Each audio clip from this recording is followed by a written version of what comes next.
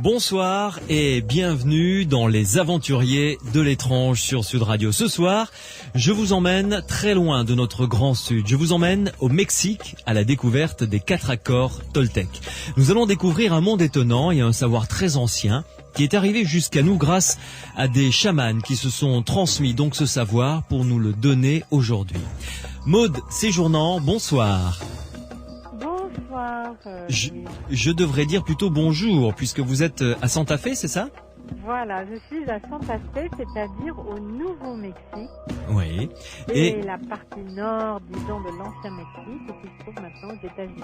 Très bien. Il est quelle heure là-bas chez vous? Aux alentours de 14h, c'est ça? Il est 14h, c'est ça. Bon. Et c'est une question que l'on pose à chaque fois que l'on a quelqu'un qui est très très loin de notre Toulouse, de notre Grand Sud. Quel temps avez-vous là-bas à Santa Fe aujourd'hui? Il fait grand soleil, un peu frais du vent, mais toujours très beau avec des couleurs d'automne merveilleuses. Bien. Alors, Maude Séjournant, vous êtes directrice de la collection Cercle de Vie aux éditions Jouvence. Vous êtes également auteur d'un livre publié chez Albin Michel qui s'intitule Cercle de Vie également. Vous avez été initié par un chaman mexicain, Don Miguel Ruiz, que vous nous présenterez évidemment dans cette émission. C'est lui qui a été le porteur face au monde occidental, je dirais, européen également, des 4 accords toltèques. Et comme vous nous l'avez dit, vous êtes en direct avec nous depuis Santa Fe, donc au Nouveau-Mexique, aux USA, où vous habitez. Première question, on y reviendra évidemment en détail tout à l'heure, mais comment avez-vous rencontré la première fois Don Miguel Ruiz? J'habite Santa Fe depuis 20 ans. Oui. Et donc, je suis au milieu des Indiens Pueblo. Il y a aussi quelques Navajo autour, mais enfin, le Nouveau-Mexique est le deuxième État des États-Unis où il y a une présence indienne. Ouais. Donc, j'avais beaucoup fait de rencontres à cette époque, ce qui a créé justement mon livre. Et quelqu'un m'a parlé un jour de Don Miguel. Et j'ai été curieuse, j'ai voulu le rencontrer. Et il habitait à Santa Fe à l'époque. D'accord. C'était il y a plus de 15 ans. Et donc, voilà, je suis allée le voir. Et il m'a dit d'ailleurs, quand on s'est rencontrés, il m'a dit You are an angel. Tu es un ange. Et pour lui, ange, ça veut dire celui qui est relié aux esprits, celui qui apporte des messages. Bien. Voilà. Vous nous raconterez ça donc en détail puisque nous allons passer 1h30 en votre compagnie. Alors, je rappelle à ceux et celles qui nous écoutent que vers 23h15, 23h30, notre émission sera ouverte aux témoignages. Si vous pensez avoir vécu des phénomènes de l'ordre du paranormal, nous sommes à votre disposition, Pierre Macias et moi-même, pour vous écouter et tenter de vous apporter des éléments de réponse aux questions que vous vous posez. On écoutera d'ailleurs tout à l'heure le témoignage de Michel de Toulouse qui a vécu une expérience proche de la mort. Si vous voulez également poser des questions à mon invité de ce soir, Maude Séjournant, le standard vous est ouvert, vous savez, Morad vous attend, il est à votre disposition. Vous pouvez nous appeler et intervenir en direct à l'antenne au 0826 300 300 ou encore passer par le biais des SMS. Vous tapez Sud sur votre portable, vous laissez un espace et vous envoyez le tout au 71 200. Je vous rappelle le numéro de notre standard, 0826 300 300, ça n'est pas un numéro surtaxé, vous pouvez nous appeler. D'ailleurs, on vous rappelle ensuite pour que ça vous coûte encore moins cher. Sud Radio, les aventuriers de l'étrange, avec Louis Bénédy sur Sud Radio. Don Miguel Ruiz est l'auteur de ce livre qui va nous servir de base ce soir pour découvrir les 4 accords toltèques. Le sous-titre, c'est La voie de la liberté personnelle. C'est aux éditions Jouvence, dans la collection dirigée donc par Maude Séjournant, qui est notre invitée ce soir.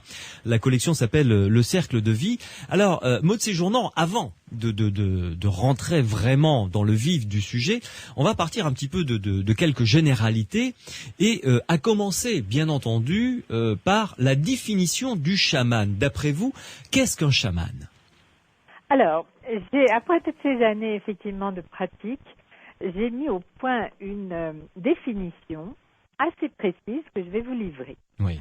Pour moi, le chaman ou la chamane, hein, parce que Oui, il peut y avoir des femmes, bien sûr. Oui, tout à fait. c'est celui ou celle qui, par la maîtrise de ses états de conscience, peut rentrer dans une réalité non ordinaire pour aller y trouver des guides, des alliés, des outils, des connexions, des relations, pour les ramener ensuite à sa tribu, à sa famille, à son pays, à soi-même aussi, pour améliorer le bien-être de ceux qui sont autour de lui et de son environnement. Oui. Alors, il faut déjà admettre qu'il y a un ailleurs, un quelque part, un monde entre guillemets invisible dans lequel on peut piocher toutes ces informations. Oui, et je pense que maintenant de nombreux scientifiques nous en parlent et même peuvent nous le démontrer quasiment. Il y a de nombreuses réalités parallèles à notre monde. Oui. Est-ce que le chaman est un pont également entre le monde des hommes au sens race, hein, évidemment, et celui de la nature?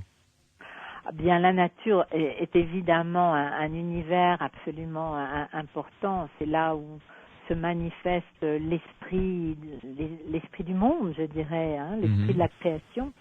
Et vous venez de dire, il est un pont. Sans doute, justement, c'est sans doute sa vocation de faire l'aller et venue entre le monde du nagual, c'est-à-dire de la réalité non ordinaire, et le monde du tonal, c'est-à-dire le monde de la réalité ordinaire que l'on peut toucher, sentir, respirer, etc. Oui. Il est ce pont, et je pense que ce qui est important, c'est d'encourager chacun de s'attacher à être soi-même, ce pont, être dans cette relation. Hein. Les religions, au départ, le mot religion, ça voulait dire se relier, être connecté. Ouais.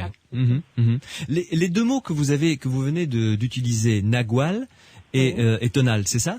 Oui. Ils sont de quelle origine? Ils sont mexicains? Ils sont oui, ils sont de cette tradition toltèque, absolument. Bien. Oui. On en parlera justement de la tradition toltèque. D'où vient-elle? En quoi elle consiste? Quand on parle de chaman également, souvent il vient à l'esprit que un animal correspond à chacun d'entre nous. Vous savez, l'animal totem, comme l'on dit. Est-ce que ça correspond également à ce sens-là?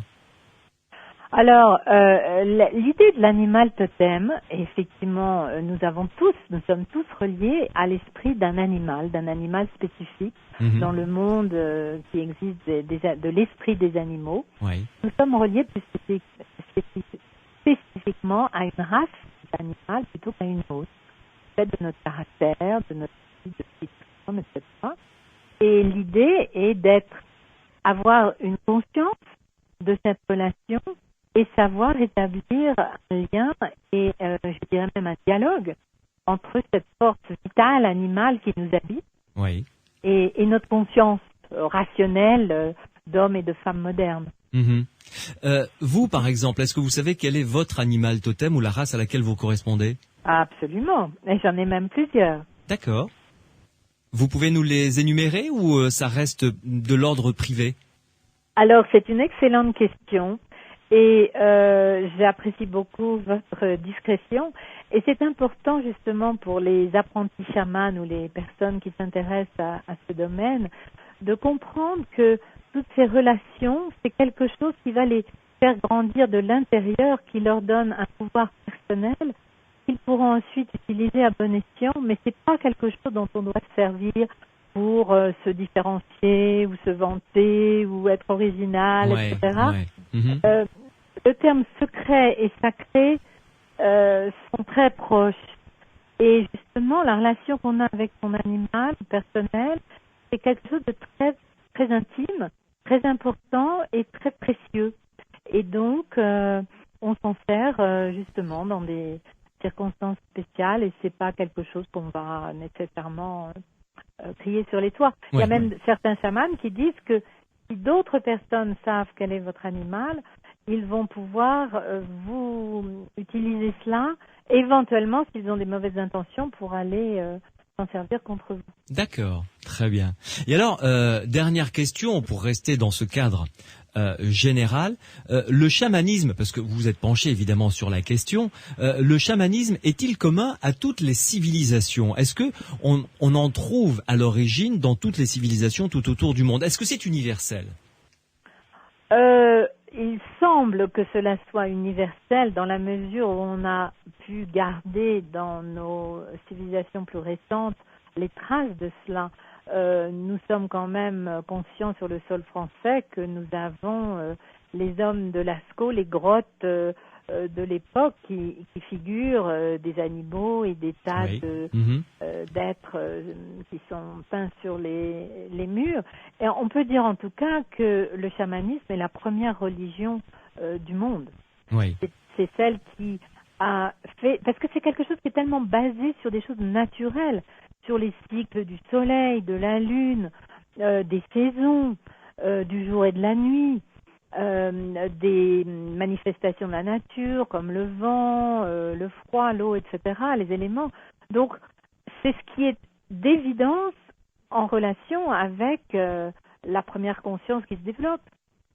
Et c'est pour ça que c'est la première religion du monde dans toutes les cultures qui se sont développées dans tous les coins du monde. Ça a commencé par cette relation évidente avec les éléments de la nature. Oui, tout à fait. D'ailleurs, on trouve des chamans en Sibérie, enfin qui portent le nom de chaman en Sibérie. On en trouve en Amérique du Sud, bien entendu. Et on peut dire qu'également que, peut-être pour aller jusqu'au bout du raisonnement, que les guérisseurs, les rebouteux, les magnétiseurs que vous avez peut-être croisés dans votre France natale sont aussi une émanation du chamanisme. Ça, je ne sais pas, je ne pourrais pas le dire. Je ne sais pas quelle est leur tradition et comment ils ont appris ce qu'ils savent. J'ai quitté la France il y a assez longtemps, donc je ne connais pas bien ce domaine et je ne pourrais pas vous répondre. Bien. Alors, en tout cas, vous nous direz dans quelques minutes qui est Don Miguel Ruiz, quel a été son parcours, son histoire, son parcours initiatique également, parce qu'il est né déjà dans une famille particulière. Je veux dire, il ne pouvait pas échapper en quelque sorte à son destin. Vous nous expliquerez également ce que Toltec veut dire, d'où cela vient, quelle est leur histoire, et ensuite nous parlerons des 4 accords Toltec, bien entendu. Vous qui nous écoutez, si vous voulez poser des questions à Maude Séjournant, mon invité ce soir dans Les Aventuriers de l'étrange sur Sud Radio, eh bien écoutez, vous êtes les bienvenus. Il y a 2 biais, vous pouvez appeler Morad au standard 0826 300 300, 0826 300 300, ou encore intervenir par le biais des SMS sur votre portable. Vous tapez Sud, vous laissez un espace, vous rédigez évidemment votre question, votre réaction, et vous envoyez le tout au 71 200. Dans quelques instants, nous allons parler de ce chaman mexicain, Don Miguel Ruiz. Les aventuriers de l'étrange, avec Louis Bénédy sur Sud Radio. Nous allons avoir Maude Séjournant avec nous dans quelques instants. En régie, ils sont en train de la rappeler pour essayer d'avoir une ligne un petit peu plus meilleure, parce que vous avez un petit peu meilleur, pas plus meilleur, un petit peu meilleur quand même, parce que vous avez entendu, il y a quelques petites micro-coupures, donc on est en train de régler ça. Je vous rappelle que à partir de 23h15, l'antenne est à vous, à vos témoignages. Si vous pensez avoir vécu quelque chose de l'ordre du paranormal, vous nous appelez au 0826 300 300, ou également vous pouvez intervenir par SMS en nous laissant vos coordonnées pour que Morad ensuite puisse vous rappeler. Vous pouvez poser des questions à mon invité. 0826 300 300, le numéro de téléphone ne change pas et vous interviendrez en direct à l'antenne, ou vous pouvez lui poser des questions par le biais des SMS. À ce moment-là, c'est moi qui serai votre porte-parole. Vous tapez Sud, vous laissez un espace, vous rédigez votre texte et vous envoyez le tout au 71 200. Les 4 accords Toltec, c'est le titre de ce livre qui nous sert de base ce soir pour découvrir ce chamanisme mexicain. C'est aux éditions Jouvence et c'est dans la collection Cercle de Vie, dont Maude Séjournant est la directrice de collection. Maude Séjournant, parlons maintenant, parce que il faut quand même rentrer dans le vif du sujet, de Don Miguel Ruiz. Tout à l'heure, vous nous avez raconté comment vous l'avez rencontré pour la première fois. Racontez-nous son histoire. D'où vient ce monsieur? Comment a-t-il grandi et comment est-il arrivé sur ce chemin-là? Alors, Don Miguel et donc habite le Mexique et était le fils en fait d'une guérisseuse connue au Mexique qui s'appelle Doña Sarita. Et il a été élevé, il a eu la chance d'avoir une éducation, il a pu aller à l'université, etc. Et il a fait médecine, parce qu'à l'époque, il trouvait que, bon, ces choses de sa mère, c'était très bien, mais enfin, c'était quand même un peu dépassé. D'accord, donc c'est un scientifique en même temps. Absolument, en fait, il est neurochirurgien. Ah oui, d'accord. Ah oui, donc s'il vous plaît, c'est même un scientifique de haut niveau. Et ce qui lui est arrivé, c'est qu'il a eu un accident d'auto. Et il a eu une expérience de mort imminente, near death experience. Voilà, d'accord. Exactement. Et là, donc, il est sorti de son corps, il a vu tout ce qui se passait, il a senti cet amour extraordinaire qui l'attirait, il a vu tout ce qui se passait et il s'est dit il se passe autre chose, il y a autre chose que cela. Et après, il a décidé, comme il a dit lui-même, d'arrêter de couper les symptômes. En tant que neurochirurgien, n'est-ce pas? Oui. Et il s'est mis à être l'apprenti de sa mère. Et donc, il a suivi tout un apprentissage avec sa mère, comme avec les autres apprentis qu'elle avait. Et il est devenu ensuite ce qu'il est maintenant, et c'est-à-dire un enseignant, un maître, un guide. Il ne fait pas de guérison lui-même au sens physique du terme. C'est plus ce que j'appellerais une guérison mentale et émotionnelle. Mais son parcours a duré longtemps parce que déjà il y a les années d'études pour devenir docteur en médecine, ensuite chirurgien, c'est encore plus long, spécialisé en neurologie. Donc finalement, après cet accident où il a vécu cette expérience de mort imminente, il était quand même assez âgé, enfin je dirais mature. Oui, tout à fait. C'est au milieu déjà d'une carrière qu'il avait commencé en médecine. Et ça lui est tombé dessus comme ça, tout d'un coup. Il a complètement changé de direction. Voilà. Et alors, c'est sa mère qui a été son initiatrice. Tout à fait. Sa mère elle-même est la descendante de toute une lignée. Alors, c'est là où je vais introduire justement les Toltecs.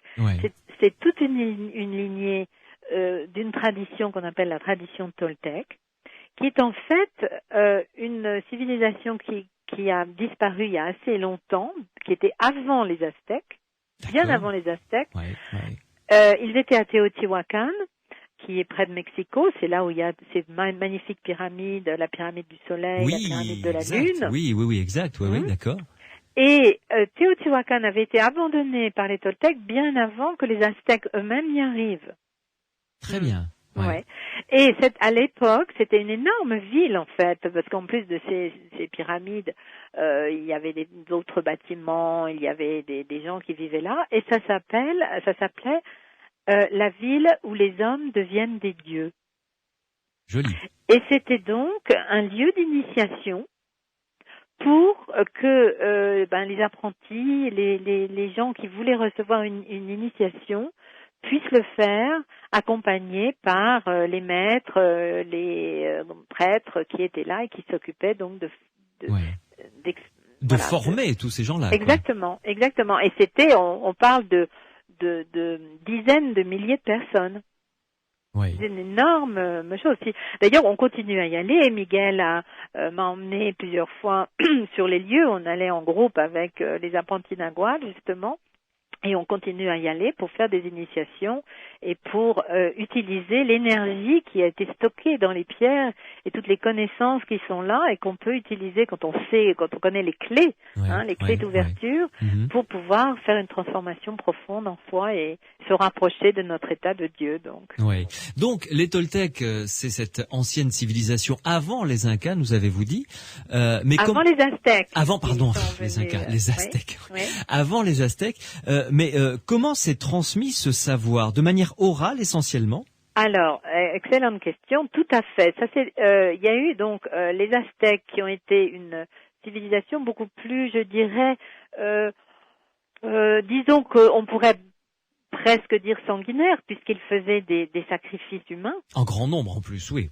Voilà, oui, où il sacrifiait des personnes et en prenait le cœur. Oui. C'est-à-dire qu'ils sont tombés dans je dirais, une vision littérale des choses. C'était peut-être un peu les fondamentalistes de l'époque. Déjà. Oui, vous voyez, je crois que ça s'est toujours passé. Oui. Et qui ont pris un petit peu trop au pied de la lettre les choses, au lieu de comprendre qu'en fait, l'ouverture du cœur, c'est une ouverture émotionnelle. Mm-hmm. C'est une ouverture de conscience. Ouais. Mais qu'on n'a pas besoin littéralement d'aller ouvrir la poitrine d'un ennemi pour pour oui, tout à fait. Oui. Et voilà. alors, donc, il y a eu une transmission orale jusqu'à maintenant, alors. Voilà. Alors, donc, les Aztèques sont arrivés, puis les Espagnols, etc. Bien sûr, tout ce qui était guérisseurs locaux ont été persécutés parce que c'était pas dans l'esprit de l'époque, du catholicisme, etc. L'Inquisition est allée là-bas aussi. Uh-huh. Et donc, tout a été mis sous le manteau et bien sûr d'une manière secrète et c'est transmise comme cela. Et puis après, avec la culture assez rationnelle que l'on connaît encore maintenant en France, je crois. Ah oui, tout à fait. Eh bien, ce genre de savoir n'a jamais été vraiment très bienvenu, donc il est resté très secret. Mm-hmm. Et il a été transmis. Bon, nous en France, on connaît un peu certaines choses par rapport à Castaneda, qui a popularisé certains concepts. Et quand j'ai rencontré Miguel, j'avais lu bien sûr les livres de Castaneda, mais quand j'ai vu son énergie, quand j'ai vu l'amour qui émanait de lui et l'être qu'il est profondément, je me suis dit, cette lignée-là, oui, je suis intéressée de la connaître mieux. Mm-hmm. Il y a une question qui vient de nous arriver par un auditeur, donc par SMS, d'un auditeur d'Oloron Sainte-Marie, qui s'appelle Dominique, et qui demande, n'importe qui peut-il devenir chaman? Alors, là, c'est une question bien précise. Peut-être que n'importe qui peut pas devenir chaman, comme n'importe qui peut pas devenir, je dirais, grand sportif, grand médecin ou grand peintre. Oui, je pense que vous répondez très bien à la question. Je dirais qu'il y a des gens, qui sont comme Obélix, tombés dans la marmite. Oui. Quand ils étaient petits, c'est un peu mon cas quelque part, parce que j'ai toujours, quand j'étais petite, parlé aux arbres, à l'esprit des animaux, etc. Ça me semblait normal. Je pensais, en toute sincérité, que tout le monde voyait le monde comme ça. Oui. Je me posais même pas la question de savoir que ça puisse pas être comme ça. Et c'est que tard, par la suite, que j'ai découvert que non, pas forcément, que les gens ne voyaient pas les choses comme ça. Mm-hmm. Alors, donc, on peut l'être, disons, naturellement, ou on peut l'être par initiation, apprentissage, où on est dans une lignée, justement, comme Miguel l'a fait avec sa mère, ou ça peut être aussi, quelquefois, je dirais, par révélation. C'est-à-dire que il nous arrive quelque chose et tout d'un coup il y a une porte qui s'ouvre, il y a une ouverture qui se fait de conscience dans l'esprit, dans le cœur. Chacun aura sa manière et qui fait que il y a ce monde autre qui se révèle à nous. Ouais. J'ai lu dans le livre qui est publié donc dans la collection Cercle de vie que vous dirigez, les 4 accords Toltec aux éditions Jouvence, que Don Miguel Ruiz est chevalier de l'aigle. Que signifie ce titre? Et comment est-ce qu'il s'acquiert? Les chevaliers de l'aigle, c'est la traduction, malheureusement littérale, parce que il faut bien traduire les choses comme ça. Ouais. En anglais, ce sont the Knights of the Eagle Knights. C'est la lignée, the lineage of the Eagle Knights. Mm-hmm. Et dans cette tradition Toltec, les Knights avec un K devant K-N-I-G-H-T, qui veut dire chevalier, effectivement. Ouais. Mm-hmm. Parce qu'il y avait, quand vous allez visiter un Mexico City, l'ancien près du Zócalo de la Grande Place, il y a l'église, il y a la cathédrale, et puis il y a l'ancien temple qu'il y avait à Mexico avant que les Espagnols s'installent. Mm-hmm. Et là, il y a deux deux temples très très importants qui sont celui des jaguars et celui des aigles. Ouais. Donc c'était une tradition qui existait depuis très longtemps. Et il y avait les guerriers de l'aigle et les guerriers Du jaguar. du jaguar, absolument. Très bien. Donc, ça veut dire qu'il existe deux lignées ou deux chemins initiatiques, entre guillemets. Non, je ne dirais pas qu'il en existe deux. Je pense qu'il en existe plusieurs. Il doit y avoir d'autres lignées. Oui.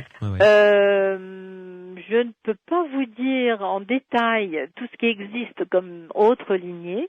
Ce que je peux vous dire, c'est que la notion de jaguar, on pourra revenir tout à l'heure si ça vous intéresse, est très importante parce que c'est celui qui traque le parasite, qui traque disons l'aspect négatif qui a été accumulé.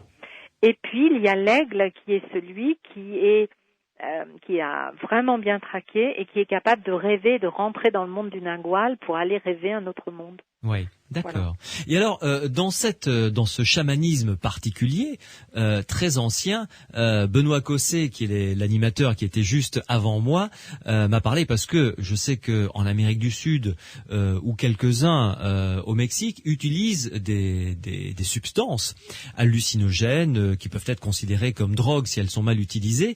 Mais là, dans le cadre d'un rituel précis, ça fait partie de leur tradition. Pour ne pas citer l'ayahuasca, par exemple, ou d'autres produits. Est-ce que également ces produits sont utilisés dans ce chamanisme-ci? Alors, justement, non. Ouais. Et Don Miguel a toujours bien mis ça très clair, que dans cette tradition, c'est une tradition qui se passe au niveau essentiellement de la conscience, mais de la conscience dirigée par soi dans sa liberté, sans utiliser justement ces substances, c'est plus de l'Amérique du Sud, en l'occurrence, produits qui viennent de la jungle profonde d'Amérique du Sud. Et je voudrais juste dire un mot par rapport à ça. Il est très important de comprendre que l'ingestion, par exemple, de ces substances est toujours reliée à un cadre culturel. Bien sûr. Et il est très important d'être familier avec ce cadre culturel, de comprendre les esprits qui peuplent ce monde culturel, pour vraiment pouvoir utiliser ces substances de manière à la fois efficace, à la fois sans danger et à la fois avec succès, je dirais. Oui, ça fait partie d'une tradition et d'une culture précise. Exactement. Et il est hors de question de dévoyer cette culture ou cette tradition pour l'utiliser à d'autres fins. Ça, nous sommes tout à fait d'accord. Maud Séjournant, vous restez avec nous, une pause et ensuite vous allez nous définir ce qu'est les 4 accords Toltec, ce qu'ils disent, leurs principes, ce qu'ils enseignent, et nous parlerons également de ce qu'ils peuvent amener au quotidien, au jour le jour, puisque vous avez suivi ce parcours. Vous pouvez, comme l'a fait Dominique Doloron-Sainte-Marie, nous poser des questions par SMS. Je vous le rappelle, Sud, un espace. Vous tapez sur votre portable, donc votre question, votre réaction. Vous envoyez le tout au 71 200 ou alors vous pouvez nous appeler. Morad est à votre disposition au standard au 0826 300 300. 0826 300 300. Les aventuriers de l'étrange avec Louis Bénédy sur Sud Radio. Nous parlons des 4 accords Toltec, nous parlons de chamanisme ce soir jusqu'à 23h15, 23h30 avec mon invitée Maud Séjournant qui est française, qui habite à Santa Fe au Nouveau-Mexique. Elle est en direct avec nous depuis là-bas où il est à peu près 14h30 maintenant. Il fait un soleil radieux, un petit peu frais, nous a dit Maud il y a quelques minutes au début de cette émission. Et vous êtes donc directrice de collection aux éditions Jouvence, donc, et c'est dans le cadre de cette collection Cercle de vie qu'a été publié les 4 accords Toltec. Maud Séjournant, il faut quand même, maintenant qu'on en arrive, à définir ces 4 accords Toltec. Il y en a, comme son nom l'indique, 4, et chacun est bien précis. Alors, commençons par le premier, si vous le voulez bien. Alors, ou peut-être quelques généralités, si vous voulez les présenter, avant d'attaquer vraiment le premier accord Toltec. Oui, parce que en fait, ces accords et l'explication de ces accords sont dans le cadre d'une vision du monde, où c'est très très très très rapide. L'idée, c'est que nous sommes conditionnés par culture, par notre éducation, par tout ce qui nous entoure, la religion, la famille, le pays, etc. Et nous avons vécu certaines expériences qui nous ont conduits à avoir des accords sur ce qu'est le monde, sur ce que nous sommes, sur ce qu'est la réalité. Oui. Voilà.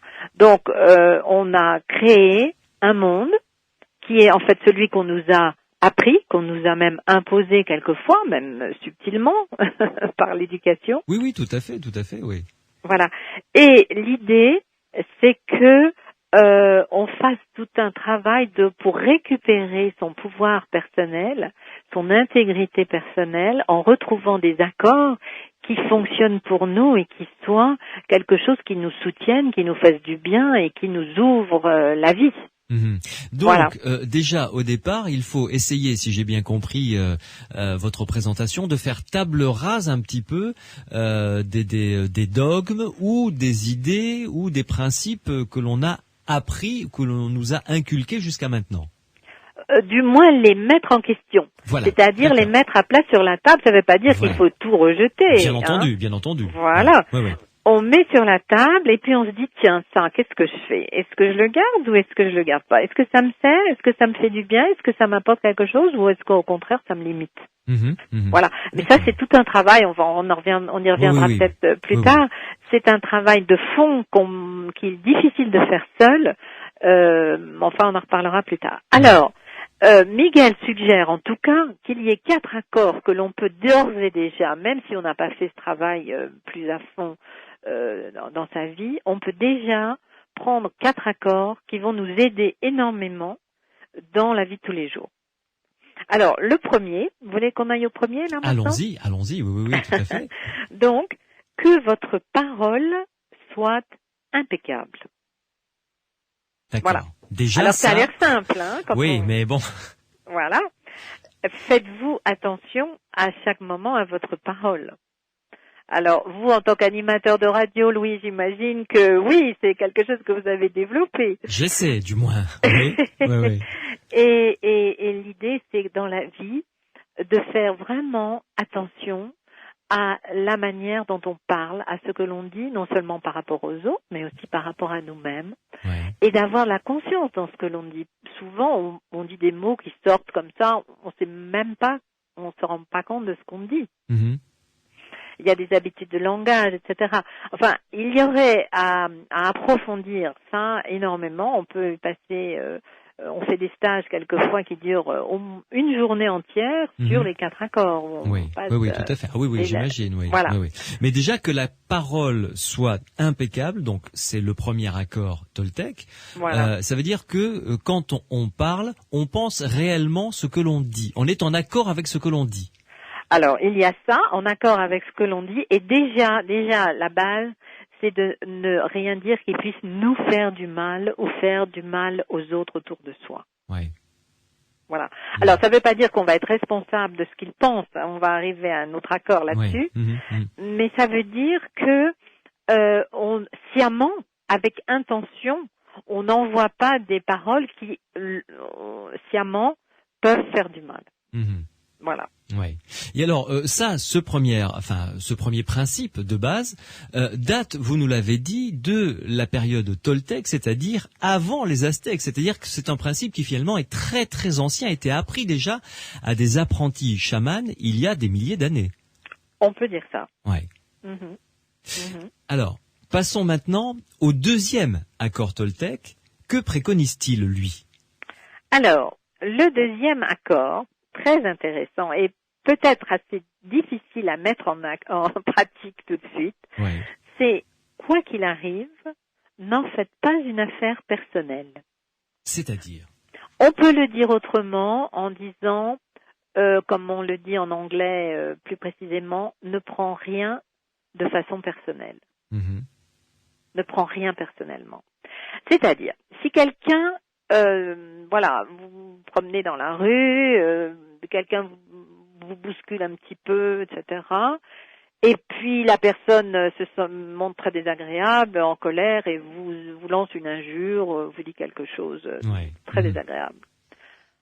vous avez le choix là, de le prendre personnellement, c'est-à-dire il m'a dit ça, vraiment, et vous allez rentrer dans cette histoire, vous allez le croire, vous allez dire oui, et vous allez vous sentir blessé, attaqué, ou alors vous allez faire comme un canard. Moi, j'utilise le canard, l'esprit du canard, vous voyez, Oui. qui a des plumes qui sont toujours humectées de la graisse qu'il a dans le croupion, vous savez. Oui, c'est vrai. Voilà. Oui. Qui le rend imperméable, en fait. Exactement. Et donc, de considérer que les paroles de la personne, sa colère, ses émotions, etc., vont glisser sur vous, mais ne vont pas vous atteindre au cœur profond de vous-même. Ne vont pas faire surgir des émotions négatives qui vont vous faire du mal à vous. Mm-hmm. Voilà. Donc, ne pas le prendre personnellement en comprenant que il a sa vie, que peut-être ce matin il a découvert quelque chose de très désagréable dans sa vie, qu'il est pas bien du tout et que il vous a lancé ça, mais c'est plus pour se défouler lui que pour vous. Oui, tout à fait. Oui. Voilà. Donc voilà déjà un deuxième accord, d'accord, pas très évident à mettre en place pour la vie de tous les jours, effectivement. Et en quoi consiste le troisième accord Toltec? Alors, le troisième, c'est très subtil aussi, c'est de ne pas faire de suppositions. Et je pourrais le préciser en disant que si vous faites une supposition, sachez que c'est une supposition. Très souvent, on fait des suppositions en s'attendant à ce que ça se réalise comme on l'a supposé. Oui, c'est-à-dire qu'on pense à la place de l'autre. Tout à fait, on peut dire ça, ouais, c'est ça. Ouais. Où on imagine que la chose va se passer comme ça, où on a interprété ce qu'a dit quelqu'un d'une certaine manière, et on s'attend à ce que ça se réalise comme nous, on l'a interprété. Mm-hmm. Et c'est pour ça que c'est très très important de bien communiquer et de vérifier dans un dialogue, par exemple, avec une autre personne qui a dit une certaine chose. Nous, on va l'interpréter à travers notre filtre personnel de comment on voit la vie, de nos attentes, de nos désirs, de nos expériences, etc. Mm-hmm. Donc, ce que on s'attend à voir arriver ne sera pas nécessairement ce que la personne a dit qu'elle allait faire, par exemple. Ouais. Mm-hmm. Et c'est pour ça que c'est très très important de vérifier, de demander tu as dit ça, est-ce que tu veux bien dire que tu vas faire telle ou telle chose ou que ça va se passer à tel moment ou dans telle circonstance, etc. Voilà, ou alors j'ai compris que tu ressentais ça, est-ce que c'est exactement ça que tu ressens ou est-ce que c'est autre chose ou voilà. C'est exactement. C'est-à-dire que nous sommes tous avec un filtre de perception qui est entre la réalité et nous. Mm-hmm.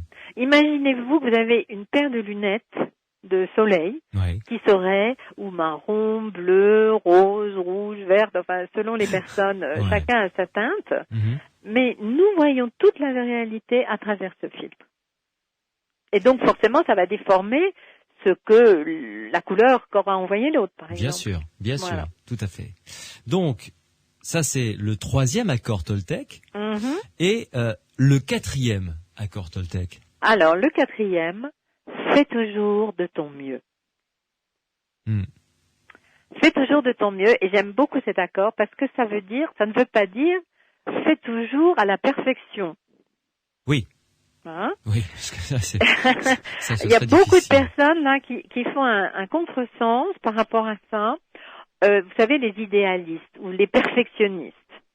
Où c'est jamais assez bien, et il faut toujours que ça soit encore mieux, ou nanana, et on est en permanence frustré parce qu'on se crée un idéal, et par définition, l'idéal n'est pas de ce monde. L'idéal est dans le monde du nagual, mais n'est pas dans le monde du tonal. Mm-hmm. C'est-à-dire que on peut faire, nous, par contre, dans notre intention, dans notre désir, de faire le mieux que l'on peut faire, à ce moment, là, maintenant, compte tenu des circonstances, compte tenu du contexte, compte tenu de notre état d'énergie, compte tenu de ce qui se passe, on va faire de notre mieux. Mais le mieux d'aujourd'hui, par exemple, sera peut-être différent du mieux dans 3 jours. Oui. Dans une autre circonstance. Voilà. Oui, tout à fait. Donc, je rappelle les 4 accords Toltec que vous venez de nous définir. Le premier, que votre parole soit impeccable, en accord avec ce que vous pensez, ce que vous dites. Le deuxième accord, quoi qu'il arrive, n'en faites pas une affaire personnelle. Ça, c'est pas évident. Troisième accord, ne faites pas de suppositions. C'est-à-dire, ne pensez pas à la place de l'autre, en quelque sorte. Et le quatrième accord Toltec, faites toujours de votre mieux. Chaque accord, déjà, il y a de quoi remplir une vie, hein. Écoutez, si vous faites vraiment la mise en pratique de ces 4 accords dans votre vie de tous les jours, je peux vous dire que plus de 80% de votre vie va devenir bien plus agréable, beaucoup plus facile. Oui. Eh bien justement, vous allez nous en parler parce que vous avez été initié donc par Don Miguel Ruiz, mais je suppose qu'il n'y a pas que ces 4 accords Toltec parce que vous avez parlé également, vous avez utilisé des termes d'énergie, de capacité intérieure, etc. Vous nous en direz plus dans quelques minutes si vous le voulez bien, Maud Séjournant. Je vous le rappelle que nous parlons du chamanisme mexicain, un chamanisme très ancien datant de l'époque Toltec qui était avant les Aztèques. 0826 300 300, si vous voulez poser des questions à mon invité, vous appelez Morad, il est au standard, il attend vos coups de fil, ou si vous pensez avoir vécu quelque chose de l'ordre du paranormal, vous pouvez l'appeler également, puisqu'à partir de 23h30, ce sera place à vos témoignages. Vous pouvez également poser des questions, apporter vos commentaires, par le biais du SMS, vous tapez Sud sur votre portable, un espace, vous rédigez votre question, votre commentaire, et vous envoyez le tout au 71 200. Les aventuriers de l'étrange, avec Louis Bénédy sur Sud Radio. Ce soir, je vous emmène très loin des bases de notre grand Sud. Nous sommes également dans le Sud, mais celui des États-Unis, ou le Nord du Mexique, comme vous préférez. On est toujours le Sud de quelque part et le Nord d'autre part. Là, nous sommes au Nouveau-Mexique avec Maud Séjournant, qui est avec nous en direct depuis Santa Fe, pour parler donc du chamanisme mexicain, puisqu'elle est directrice de collection pour une maison d'édition française qui s'appelle les éditions Jouvence. Et dans le cadre de sa collection, a été publié un livre de Don Miguel Ruiz qui l'a initié à ce chamanisme particulier qui s'appelle les 4 accords Toltec. Maud Séjournant, je rappelle très rapidement les 4 accords. Le premier accord, c'est que votre parole soit impeccable. Le deuxième accord, quoi qu'il arrive, n'en faites pas une affaire personnelle. Le troisième, ne faites pas de suppositions, ne pensez pas à la place de l'autre. Ou le quatrième accord Toltec, faites toujours de votre mieux.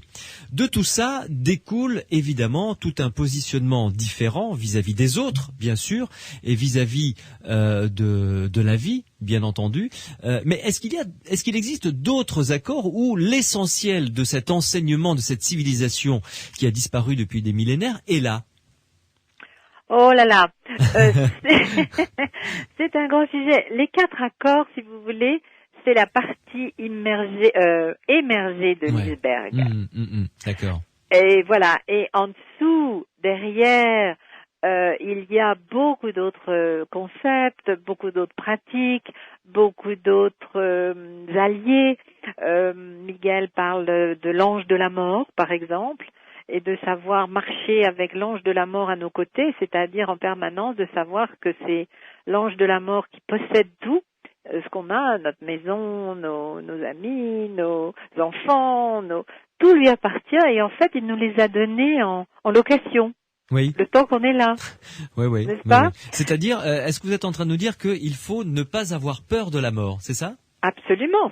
C'est de devenir son allié. Et d'ailleurs, c'est aussi un autre principe du chamanisme, c'est de savoir transformer l'ennemi en allié. Donc, la mort, la plupart des gens la voient comme un ennemi. Ah oui. Et oui. Oui. Mais le jour où vous commencez à comprendre que vous pouvez avoir la mort comme allié, votre vie prend un tout autre sens. Complètement. C'est ça ressemble un petit peu dans la phrase que vous avez dit, c'est-à-dire de transformer de la haine en amour ou de la peur en amour. C'est comme les alchimistes transformaient le plomb en or finalement. Voilà, tout à fait. Ça ressemble un petit peu à ça. Tout à fait. Mais dites-moi, Maud Séjournant, vous nous avez parlé des pyramides. Oui. aztèques, Oui. des pyramides toltèques. Toltec, oui. Dites-moi, quel rôle joue-t-elle dans ce cheminement initiatique? Alors, On s'en sert pourquoi et dans quel cadre? Alors, bon, c'est un parcours qui se passe sur plusieurs jours. Oui. Mhm. Quand on y va, on emmène des gens pour 4-5 jours en général. Ouais. Mhm. Pour faire... vous êtes allé à Teotihuacan, peut-être? Malheureusement, non, je n'en ai pas eu Non. l'occasion.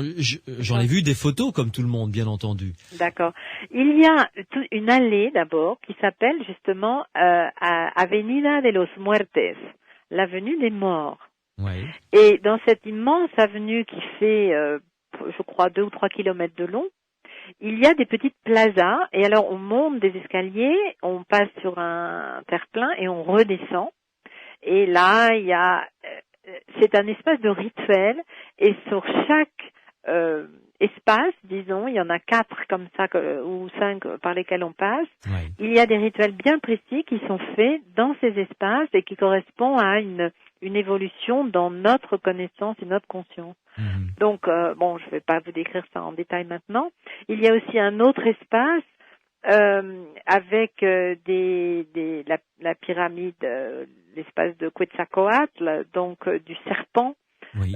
Du serpent à plumes, ailé. Oui, voilà, d'accord. Oui. Voilà. Mhm. Et justement, le travail et l'idée, c'est qu'on se fait avaler par le serpent pour rentrer à l'intérieur du serpent, pour apprendre tout ce qu'il a à nous enseigner, et ensuite on se fait régurgiter de l'autre côté et on peut monter donc sur la pyramide qui a bien sûr une énergie très spécifique qui est et d'ailleurs en dessous même je peux vous dire que Miguel nous a appris ça, je ne l'ai pas vu moi-même mais lui est allé, il y a des cavernes et une rivière qui passe sous ces pyramides. Mhm.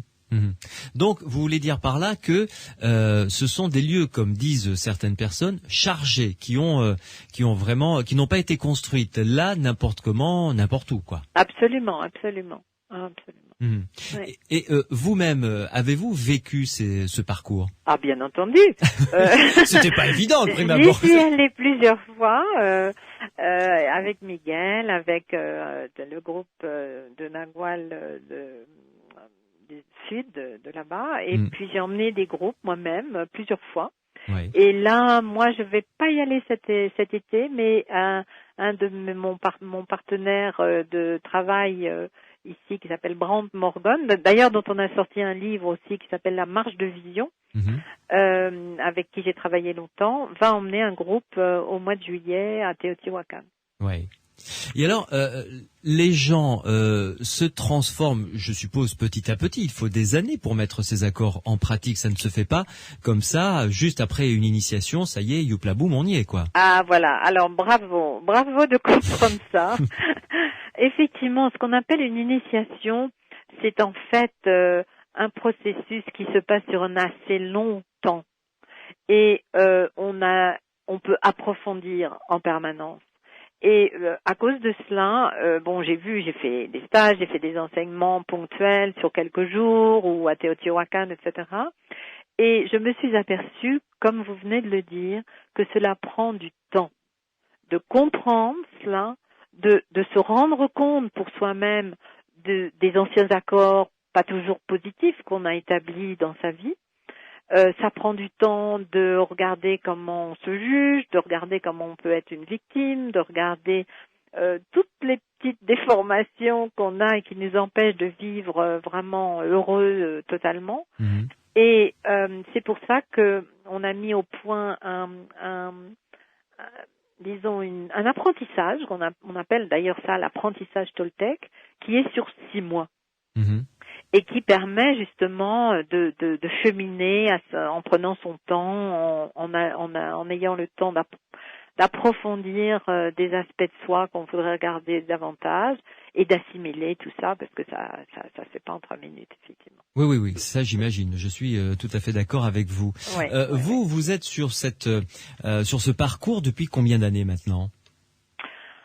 Alors, le parcours Toltec proprement dit, disons que j'ai retrouvé, Miguel a quitté Santa Fe vers la fin des années 80, 80, pour aller à San Diego, et où il est actuellement maintenant. Sa mère est aussi à San Diego, et maintenant il initie son fils. Il a sorti son livre aux États-Unis, Les 4 accords, je crois, en 97.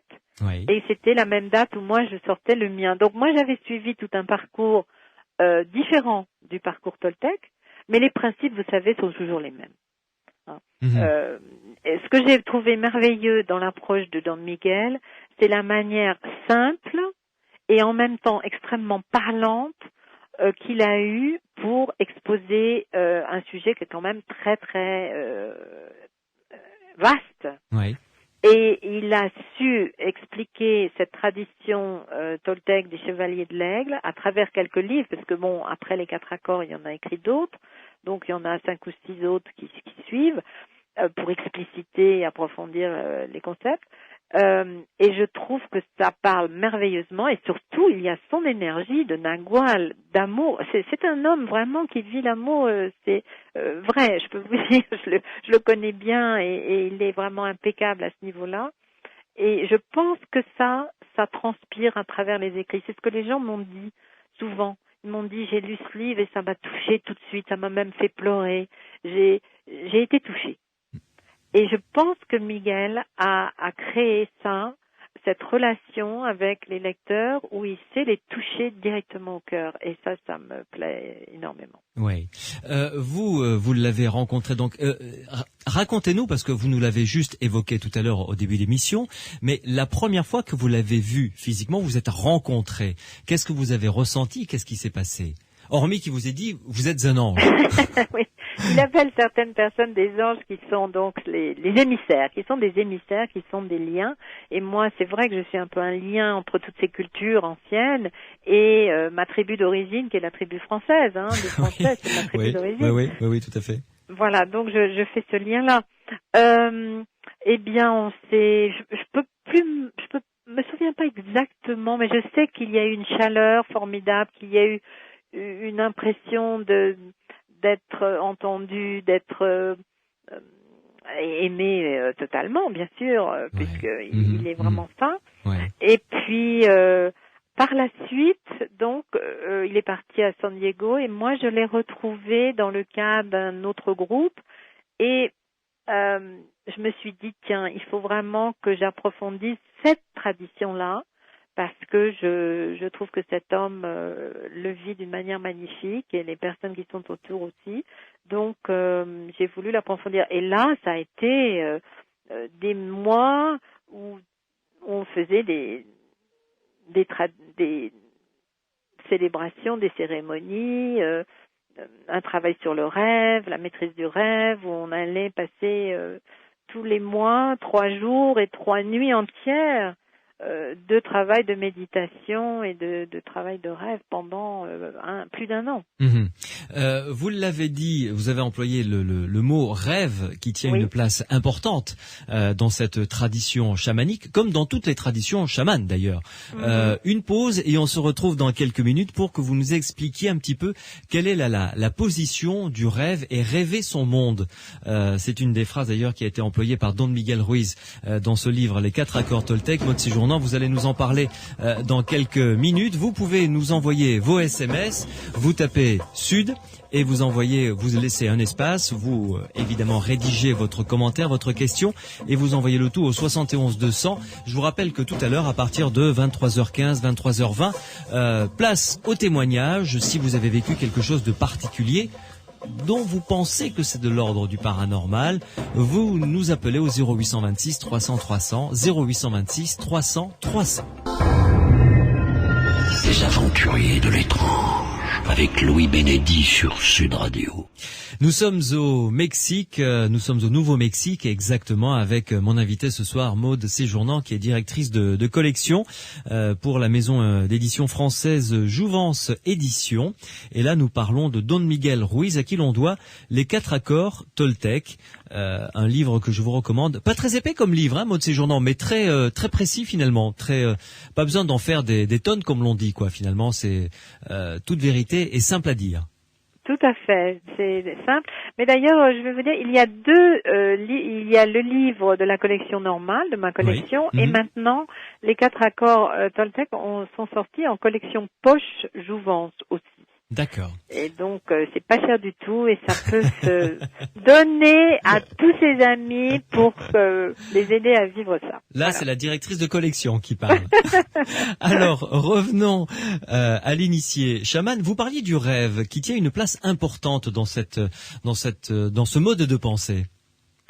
Alors là, c'est un sujet où il y a souvent beaucoup de confusion. Mhm.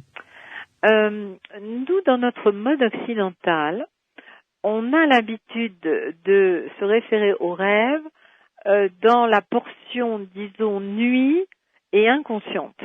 Voilà, oui, c'est ça. Mhm. Voilà. C'est-à-dire, on dort et on fait des rêves.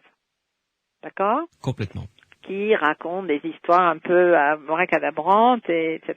Et voilà. Alors, certaines traditions psychologiques, analytiques, etc. ont récupéré ça pour arriver à se comprendre mieux, mais les ont interprétés à travers leur filtre à eux. Mhm. Hein? Ouais. Donc, il y a toute la tradition psychanalytique qui voit les rêves ou certains types de rêves à travers leur grille. Bon, ça n'est pas universel nécessairement, c'est une manière de voir les choses. En tout cas, les Toltecs voient le rêve de jour et le rêve de nuit. C'est-à-dire, nous rêvons effectivement la nuit, Bien sûr. mais nous rêvons aussi le jour. Nous croyons être réveillés, mais en étant réveillés, nous vivons le rêve qui a été créé par nous tous. Nous sommes tous dans un rêve collectif.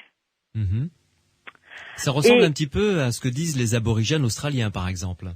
Mais absolument. Mais vous savez, Louis, toutes les traditions disent la même chose, avec des mots différents, des mythes différents, des références qui correspondent à leur culture, à leur environnement Oui, tout à fait. naturel. Oui.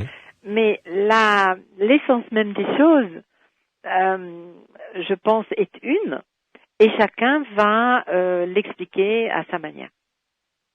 Donc il y a beaucoup de parallèles, bien sûr. Oui. Alors, le rêve de la journée, expliquez-nous un petit peu plus en avant ce en quoi ça consiste. C'est quoi le rêve Eh bien, c'est ce que nous vivons là maintenant. Là, nous sommes tous les deux à se parler. Voilà, les gens nous écoutent et nous sommes tous dans ce rêve qui est une histoire en fait qui a été créée par nous-mêmes. La radio a été inventée un jour par quelqu'un qui l'a rêvé. Vous avez rêvé cette émission, vous avez imaginé que, tiens, on pourrait inviter des gens à parler de certaines choses, etc. Vous voyez ? Oui. Et les gens qui nous écoutent rêvent aussi d'être dans un espace où on parle de ces choses-là, etc. Donc finalement, c'est une sorte de création collective.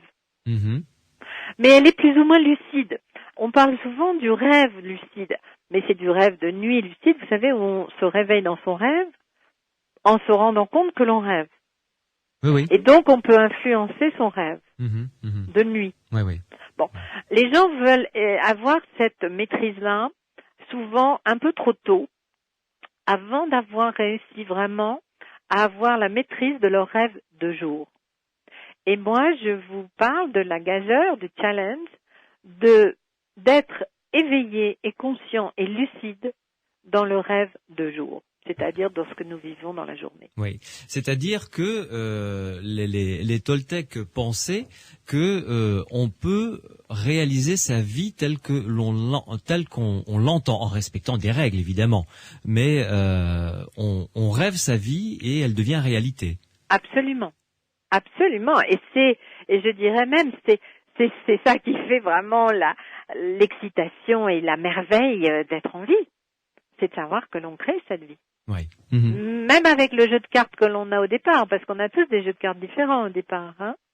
On n'est pas né au même endroit, dans le même contexte, avec les mêmes parents, avec le même argent, etc. On a donc des jeux de cartes différents.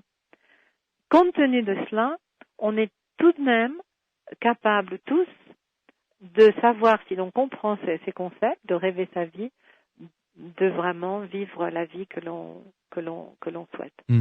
Et alors, dites-moi, est-ce que ces 4 accords Toltec dont vous nous parlez, que vous expérimentez depuis plusieurs années vous-même, est-ce qu'ils sont réellement applicables dans la société du XXIe siècle dans laquelle nous vivons, ou est-ce qu'il y a un vrai décalage? C'est absolument applicable dans la vie de tous les jours. Je vous en parle moi, puisque je le fais, je le vis au mieux de ce que je peux faire. Je fais de mon mieux, n'est-ce pas? Je ne suis pas parfaite, je ne fais que de mon mieux. Et il y a quand même, je crois, plus de 200 personnes qui ont suivi cet enseignement de 6 mois, qu'on appelle donc des jaguars. Les jaguars sont ceux qui ont traqué, justement, leur attention, qui ont traqué où allaient leurs pensées, où allaient leurs idées, où allaient leurs émotions, etc. et qui sont arrivés à une certaine maîtrise de cette attention, justement. Et bien, je peux vous dire qu'ils les mettent en pratique et qu'ils ont vu des changements radicaux dans leur vie. J'ai été une fois ou deux appelée par le conjoint d'une de ces personnes qui m'a dit, écoutez, je ne sais pas ce que vous avez fait, mais mon mari ou ma femme a tellement changé, c'est extraordinaire, je la vois complètement différente et maintenant ça se passe bien, on a une vie merveilleuse, etc. Donc, bon, voilà, des retours, mais ça va être à chacun de les mettre en pratique. Et ça, c'est la volonté, la discipline, marcher sa parole, c'est une gymnastique quotidienne. D'ailleurs, on peut dire un mot sur, c'est presque le dernier paragraphe d'ailleurs de ce livre, de Don Miguel Ruiz, qui dit il faut adopter la discipline du guerrier. Absolument. C'est-à-dire qu'il faut avoir une intention très déterminée. Voilà. Il faut se dire... Et en général, vous savez comment on y arrive parce qu'on a trop souffert, parce qu'on en a marre d'être mal, de vivre mal les choses, d'avoir de mauvaises relations, de ne pas arriver à ce qu'on voudrait voir se faire. Donc il y a un moment, on dit stop, ça suffit, maintenant je m'y mets vraiment. Et on s'y met vraiment, c'est-à-dire que on va marcher sa parole, qu'on va faire attention à ce qu'on dit, à ses mots, à ses actions. Et je préconise personnellement de faire ça en groupe, de faire ça avec d'autres personnes. On a mis en place des cercles justement de Toltec, de personnes qui veulent marcher sur cette voie et qui maintenant il y en a suffisamment pour qu'ils puissent se retrouver dans les villes ou dans les régions où ils sont. Parce que c'est beaucoup plus facile de ensemble se soutenir, s'encourager, voir où on en est dans ses progrès, plutôt que de faire ça tout seul devant son bouquin. Oui, tout à fait. Il n'y a pas quand même, parce que là, vous nous en parlez plusieurs fois, il n'y a pas de prosélytisme, je veux dire, il n'y a pas un gourou qui s'appellerait Don Miguel Ruiz et qui dirige tout son petit monde et qui lui est totalement inféodé, on est d'accord, hein? Ah non, pas du tout. L'idée, au contraire, c'est que de prendre chacun son pouvoir personnel. Alors, ça veut dire, soyez libre, faites-le à votre manière, comme vous le sentez, mais d'un autre côté, c'est très important l'idée de la communauté, du soutien mutuel et de se donner des conseils, de s'entraider, etc. Je trouve que c'est fondamental, surtout dans notre vie actuelle, où avec les familles éclatées, les gens qui déménagent, etc., on est souvent très isolé, même au milieu d'une grande ville. Et c'est ça, je pense, qui nous fait beaucoup de mal au fond du cœur. C'est très important de se retrouver dans une famille de cœur. Et pour moi, les Toltecs, c'est ça. C'est vraiment une famille de cœur, de gens qui sont sérieux sur un engagement personnel de vivre au mieux leur vie, d'être impeccable avec leurs paroles, de faire de leur mieux et d'être heureux. Ce qui est surprenant, c'est que là, vous êtes en train de nous décrire quelque chose qui finalement est très actuel, mais qui date de plusieurs milliers d'années. C'est quand même assez étonnant, ça. Je pense que les grandes vérités n'ont pas d'âge et que le bonheur n'en a pas non plus. Mhm. Donc forcément, c'est universel et ça peut durer très très longtemps. Et oui, les principes, vous savez, on se base sur des principes. Ensuite, les personnes vont les aménager comme elles veulent. Mais les principes de base, c'est toujours très simple. Hein. On parle d'amour, là.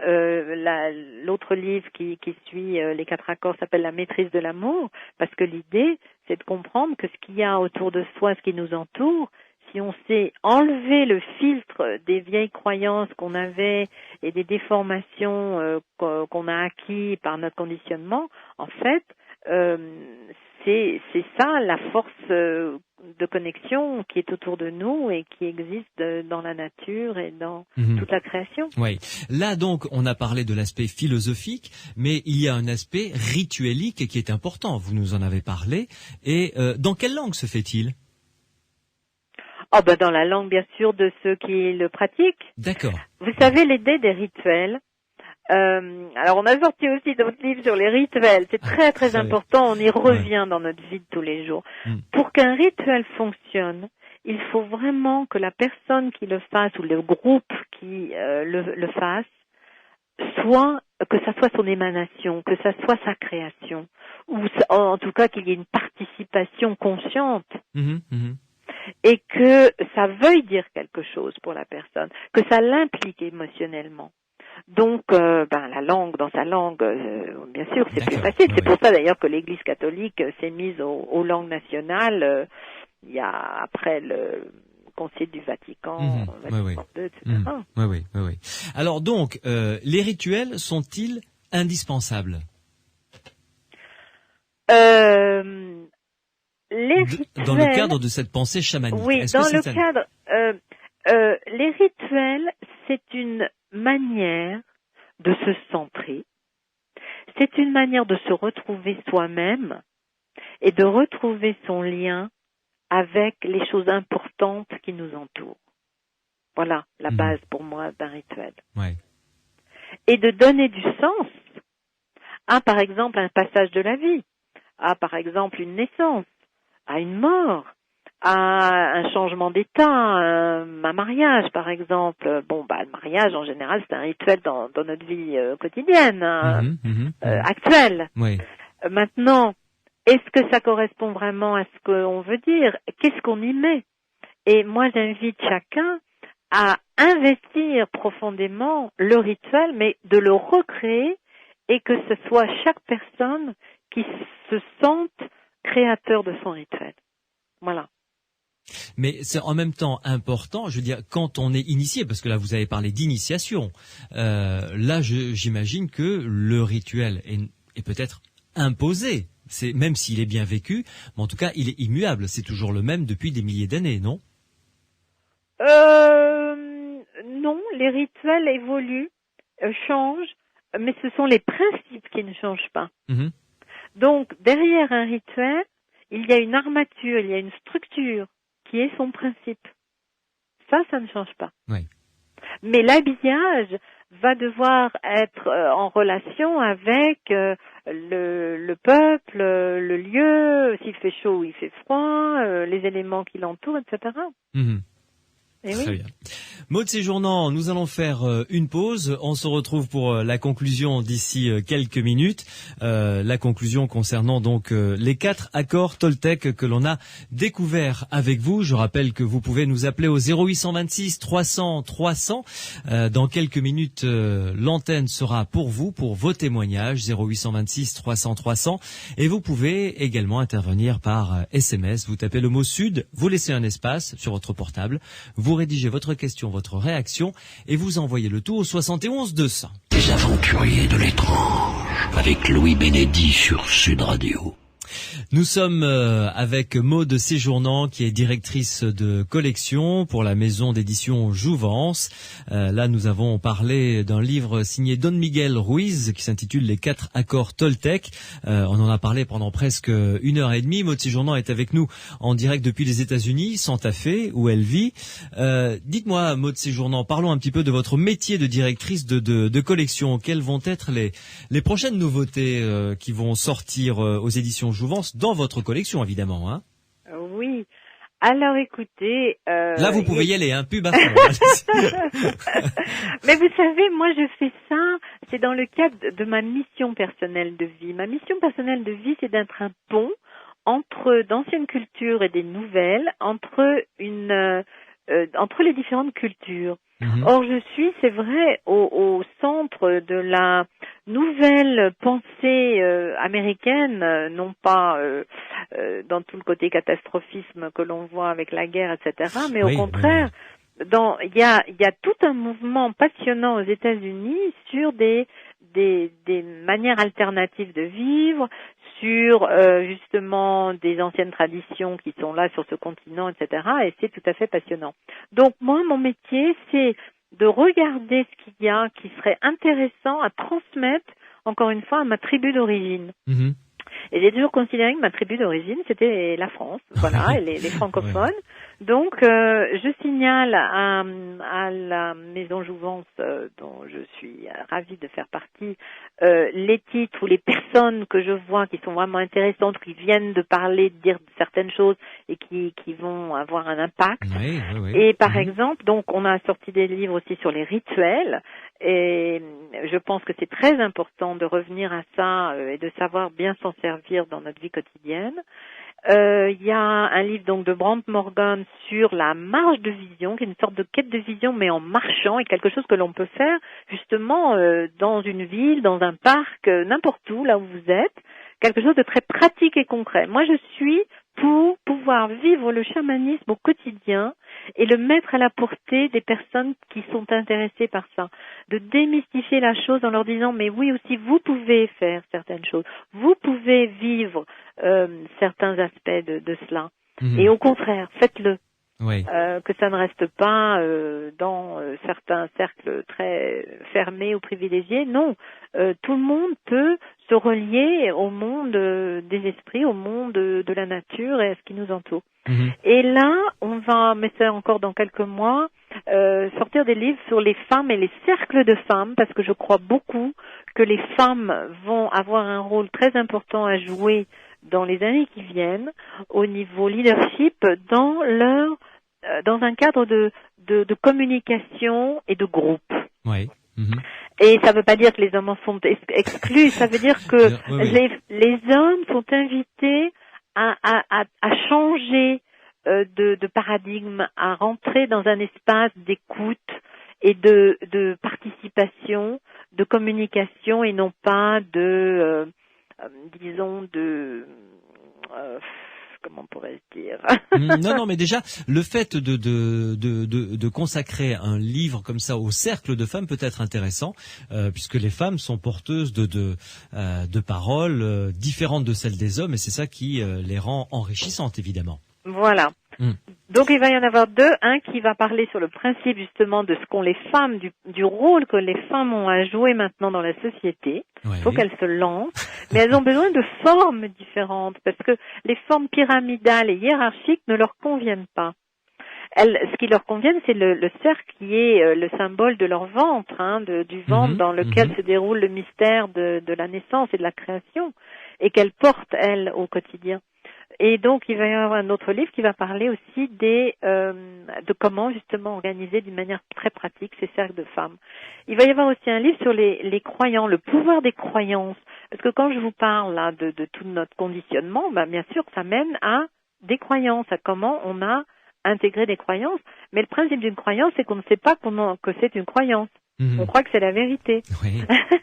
D'où la nécessité, encore une fois, d'être accompagné et d'être aidé dans ce travail, de le faire avec un coach ou avec quelqu'un qui a fait ce travail avant, et d'aller justement regarder et de mettre en cause toutes nos croyances pour avancer. Voilà.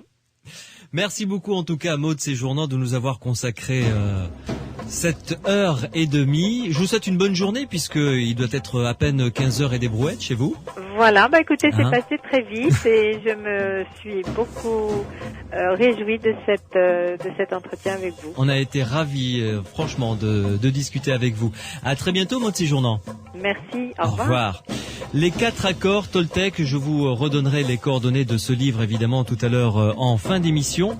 C'est signé Don Miguel Ruiz, c'est aux éditions Jouvence et Maud Séjournant qui est la directrice de cette collection Cercle de vie était en ma compagnie. Dans quelques minutes, le témoignage d'Annie pour commencer et le vôtre ensuite si vous pensez avoir vécu quelque chose de particulier, l'ordre du paranormal, vous pouvez nous appeler au 0826 300 300. Pierre Macias et moi-même allons essayer de vous apporter quelques éléments de réponse. À tout de suite. Les aventuriers de l'étrange avec Louis Bénédy sur Sud Radio. Vos témoignages jusqu'à minuit au 0826 300 300 en compagnie de Pierre Macias. Pierre, bonsoir. Bonsoir Louis. Alors ensemble nous allons écouter les témoignages de ceux et celles qui vont nous appeler pour nous raconter quelque chose dont ils pensent que c'est de l'ordre du paranormal. Nous commençons par Annie qui nous a appelé. Bonsoir Annie. Bonsoir toute l'équipe, bonsoir tout le monde. Merci d'être avec nous. Vous nous appelez d'où Annie? Eh bien de Lourdes. Ah, très bien. Je suis souvent à l'antenne le soir, mais là c'était vraiment spécial quand j'ai entendu que vous parliez du paranormal, parce que vraiment c'est quelque chose qui m'a touchée il y a plus d'une dizaine d'années. Oui. J'ai pas voulu recommencer le phénomène parce que j'ai eu très peur. Et c'était un peu, oui, on va dire un peu bizarre parce que j'étais réveillée. Alors, racontez-nous d'abord, c'était dans quel cadre? Vous étiez chez vous? Il était chez quelle moi. Heure? D'accord. Chez moi, le soir, un soir, je dormais pas. J'étais fatiguée, mais je dormais pas. Disons que je me suis fait un petit peu, comme on dit, pour me calmer, de je sais pas, suggestion, on appelle ça. C'est-à-dire, je me suis dit que je voulais faire un petit peu de relaxation. De détente, donc, voilà. Oui, voilà, oui, de détente. Donc, j'étais dans ma chambre, une petite bougie.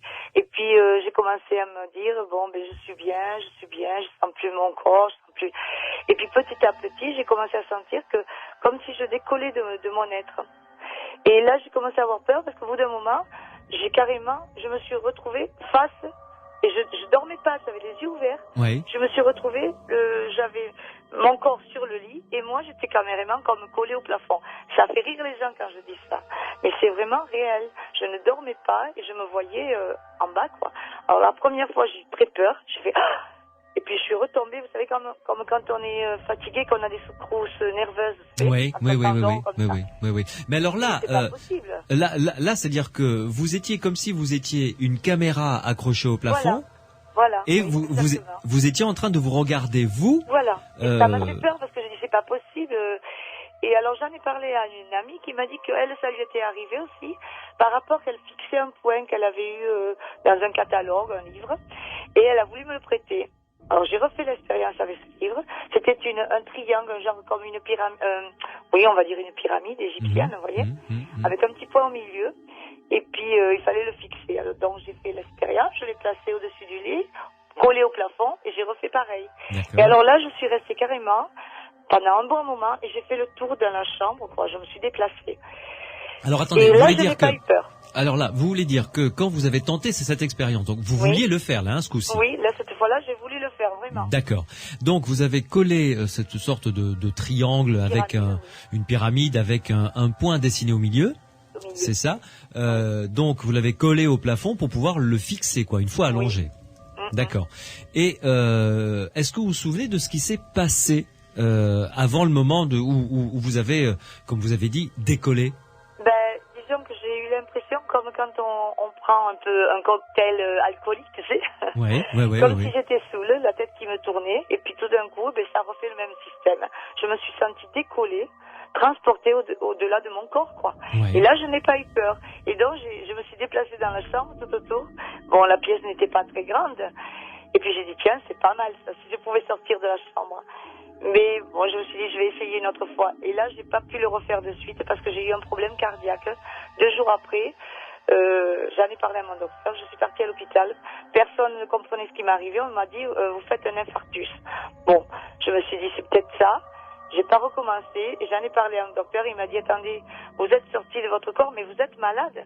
Sans préparation, sans rien. J'ai dit oui. Et il m'a dit, vous savez que c'est très dangereux. Il n'y a que les gens qui sont en état de comme du coma, qui arrivent à faire des sortir du corps, c'est-à-dire sort après un accident, soit une opération à l'hôpital, anesthésie ou comme ça. Mais ce que vous avez fait, c'est très difficile. Et il n'y a que des gens qui sont vraiment surveillés, je sais pas ce qu'il m'a raconté. Donc je l'ai pas recommencé pendant un moment. Et puis j'ai déménagé de cet appartement où j'étais. J'ai dit, voyons si je pouvais le faire de l'autre côté.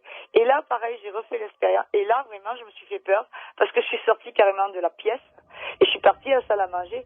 Et j'ai réalisé que je pouvais peut-être m'en aller, ne pas revenir dans mon corps. Donc je suis revenue dans mon corps et j'ai plus jamais recommencé. Voilà. Et cette dernière expérience date d'il y a combien de temps? Alors l'autre, il y a à peu près, ça va faire à peu près 8 ans, juste un an et quelques après l'autre. Mais j'ai pas voulu réessayer parce que j'ai eu peur. Je me suis dit, attends, il y a eu autrefois des gens qui faisaient qui se déportaient comme ça. Il y a eu des saints, il y a eu des gens qui ont des forces, comment on appelle ça, mentales. Je sais que ça existe. Mais j'ai eu peur de le refaire toute seule parce que j'ai eu peur de partir, de ne pas revenir dans mon corps. Voilà. Alors, dites-moi, Annie, quand vous avez eu cette sensation, on parle de la dernière expérience là, que vous avez tenté, donc de sortir de votre corps. Là, cette fois-ci, vous nous avez dit, retrouvé dans la salle à manger. Ah oui, je suis carrément. La porte de la chambre était ouverte, je suis carrément partie me balader dans mon appartement, quoi. La salle à manger et ma chambre sont à côté. Ça m'a fait un peu peur. J'ai dit, oula, faut pas que je joue à ça. Surtout que j'avais écouté des émissions une fois quand je travaillais. C'était Yves Lignon, je crois. Vous êtes Louis Bénédicte, c'est ça? C'est ça, tout à fait. Oui, tout à fait. Donc, j'avais entendu parler d'une jeune femme qui était sur Pau, comme ça, qui s'était retrouvée au moment d'un examen à revenir dans son appartement. Et j'avais dit, oula, si ça m'arrive pareil, il faut pas que je joue avec ça. Parce que bon, c'est vrai que ça doit être assez tentant, quoi, de partir ailleurs. Vous comprenez? Oui, voilà. Tout à fait. Et alors, quand vous étiez hors de votre corps, vous pouviez alors regarder, évidemment, puisque vous voyez où vous étiez, d'une part. Est-ce que vous vous êtes aperçu si vous pouviez entendre les sons? Ah oui. J'entendais tout vraiment comme si j'étais un deuxième vous-même, quoi. Voilà, un deuxième corps. Je sais pas comment vous dire, quoi. Comme si j'avais eu un double. Mon corps était sur le lit et moi, j'entendais tout, je me baladais, il n'y avait pas de problème, quoi. Est-ce que vous déplaciez vite ou, je dirais, à la vitesse normale en marchant? Est-ce que vous en souvenez de ça? Non. Je sais que je suis partie comme, je sais pas comment vous dire, pas une flèche, mais je me déplaçais dans l'air, quoi. Je sais pas comment on peut pas l'expliquer. C'est tellement bizarre que quand ça vous arrive, vous dites c'est pas possible, je rêve, c'est une autre dimension, quoi. On a un peu peur de ce qui nous arrive, quoi. Lorsque vous vous déplaciez, vous étiez à quelle hauteur par rapport au sol? Vous étiez à une hauteur normale ou vous étiez encore en haut. Ah, vous étiez encore collé au plafond, quoi. Oui, tout en hauteur. Je suis restée à la hauteur du plafond et je me déplaçais. Je suis passée par le trou de la porte et puis je suis repartie de l'autre côté. J'étais vraiment en hauteur, quoi. Je sais pas combien ça fait un appartement. 2m10, 2m20. Oui, c'est ça. Voilà. 2m20 de haut. Mais enfin, vous regardiez tout de haut, finalement. Oui, voilà. Mais je n'ai pas traversé les murs, attention, hein. Je suis passée, la porte était ouverte, je suis passée sous la porte, je me promenais comme si j'avais été collée. C'était assez surprenant, d'ailleurs. Est-ce que vous aviez la sensation d'avoir votre corps, c'est-à-dire vos deux bras, vos deux mains, vos jambes? Oui. Je sais pas comment vous expliquer. Je me suis expliqué un peu quand j'ai accouché de ma fille, donc il y a 19 ans. On m'avait donné de l'oxygène, on appelle ça le masque, vous savez, quand vous... Et bien, ça me faisait un peu cette espèce de... J'étais bien, un bien-être qu'on n'explique pas, quoi. J'avais l'impression de planer. Un peu enivré, quoi. Voilà, c'est ça, comme vous disiez. Pourtant, j'avais rien pris, ni médicaments, ni... Oui, tout à fait. C'est normal, j'avais pas sniffé, j'avais pas rien. Oui.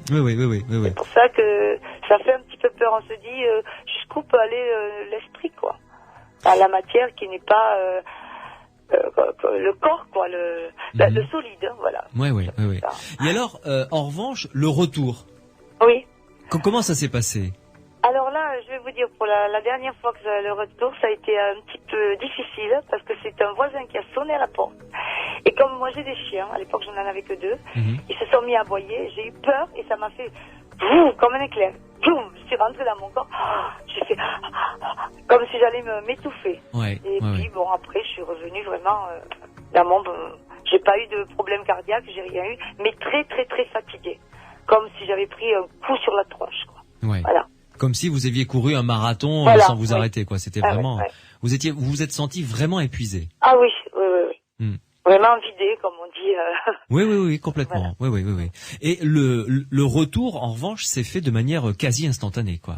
Ah oui, instantané. Comme s'il y avait eu un aimant qui m'est happé dans mon corps, quoi. C'est assez, d'ailleurs, c'est quelque chose que j'aurais aimé recommencer avec des gens autour, mais que je n'ai jamais osé refaire, quoi. Voilà. J'ai peur. Oui, bah ça. Si j'avais du monde autour de moi, peut-être que j'essaierais l'expérience. J'aimerais bien voir ce qu'il y en est. C'est comme pour être hypnotisé. J'aimerais bien aussi. Mais bon, jamais personne ne me l'a proposé, quoi. Oui. Voilà. Bah, vous savez qu'on peut vous mettre en relation avec des scientifiques qui peuvent être mais je demande que ça. Intéressés pour vous aider éventuellement. Mon corps à la science. On n'ira pas jusque là. Mais en tout cas, essayez de rééditer l'expérience avec un électroencéphalogramme, etc. Ça pourrait être tout à fait intéressant. Je vais vous dire quelque chose sur l'électroencéphalogramme. J'avais passé un il y a à peu près 2 ou 3 mois, je sais plus exactement. Et quand ils me l'ont fait à l'hôpital de Tarbes, ils m'ont dit c'est bizarre, vous dormez ou quoi? Puis je dis non, pourquoi? Et le docteur Sanquet, qui est un neurologue, m'a dit que j'avais un tracé qui était plutôt comme si je dormais, alors que je parlais avec la personne, elle me faisait avoir des trucs, des lumières dans les yeux et tout. Et j'avais un tracé qui était plutôt pas plat, mais je sais pas comment on appelle ça, ils ont des termes à eux, quoi. Oui. C'est pour ça que j'aurais bien aimé savoir qu'est-ce que j'ai dans là-dedans, dans la tête. Vous avez peut-être cette capacité assez rare qui vous permet de quand vous le voulez, en tout cas, de sortir de votre corps. Et vous n'avez avec le réel, voilà. Oui. Vous n'avez pas été tenté de traverser un mur, par exemple, ça, lors d'une des 3 expériences. Ça vous a pas... Non, parce que je vous dis, j'ai peur de pas revenir. J'ai peur de partir et puis de me dire tu peux plus rentrer dans ton corps, qu'est-ce que tu vas faire, quoi. C'est pas que ça me déplairait de voler autour des gens. Des fois j'ai envie d'aller voir mon ami, je dis si je pouvais me télépather. Et vous savez que des fois c'est arrivé avec mon ami de faire un genre de télépathie. Par exemple, il se réveille à 5h du matin et je pense tellement fort à lui que moi je me réveille aussi, ou vice versa, je sais pas comment vous expliquer. Oui, il y a une espèce... arrête de penser à moi parce que tu me réveilles à 4h ou à 5h du matin. Il y a une connexion, ça c'est l'amour, c'est joli ça. Je sais pas. ça c'est plutôt joli. Annie, je passe la parole à Pierre Massias. Qu'en penses-tu, Pierre? Finalement, ça a tout l'air de ressembler à un cas, je dirais, classique de sortie hors du corps. Pour le début, oui. Tout à fait classique, dans la mesure où ça peut arriver vraiment à n'importe qui, à n'importe quel moment. Sur Toulouse, on a eu des exemples comme avec une étudiante qui avait voulu se reposer après une série d'examens et qui, allongée sur son lit, soudainement s'est retrouvée, s'est vue de l'extérieur de son corps. Et ça peut arriver vraiment à tout type de personnes. Même des gens qui ne sont pas particulièrement portés à croire aux phénomènes paranormaux. Il y a des gens qu'on sont sceptiques, qu'on appelle sceptiques, et à qui c'est arrivé. Je pense d'ailleurs au professeur Aulas. Il me semble bien que ça lui a un médecin psychiatre, donc qui dénonce en général les médecines alternatives, et à qui c'est arrivé. Mais bon, lui, il a vécu à sa manière, expliqué de par sa formation de psychiatre et de sceptique. Voilà, donc de ce point de vue-là, effectivement, ça peut vraiment arriver à n'importe qui. Et là, on est dans un cas, je dirais, classique, pratiquement. Et puis les gens se retrouvent au-dessus de leur corps, ils restent là. Évidemment, quand on est surprise, on est extrêmement surpris, donc on cherche pas à faire de mouvement, ou on se demande ce qui se passe, on attend la suite, et puis tout d'un coup, hop, on se réveille sur son lit. Par contre, la suite est un petit peu plus particulière. C'est-à-dire que à travers cette pyramide, ce point au milieu, ça fait penser à un procédé hypnotique. Donc on a là le commencement d'un état modifié de conscience. On se concentre sur un objet. C'est un petit peu comme ça qu'on va amener des trans hypnotiques. Ouais. Donc on arrive à un état modifié de conscience avec une volonté derrière, c'est de reproduire un phénomène spécifique. D'où l'apparition du phénomène. Disons on s'est mis, enfin vous vous êtes mis dans un état qui, par votre volonté, favorisait l'apparition du phénomène. Oui. Vous vous mettiez en état de relaxation, de détente et en même temps de concentration, hein, Annie, pour réussir à produire ça. Oui. Disons que je ne dormais pas, comme je vous disais, j'avais les yeux ouverts, quoi. C'était pas un rêve.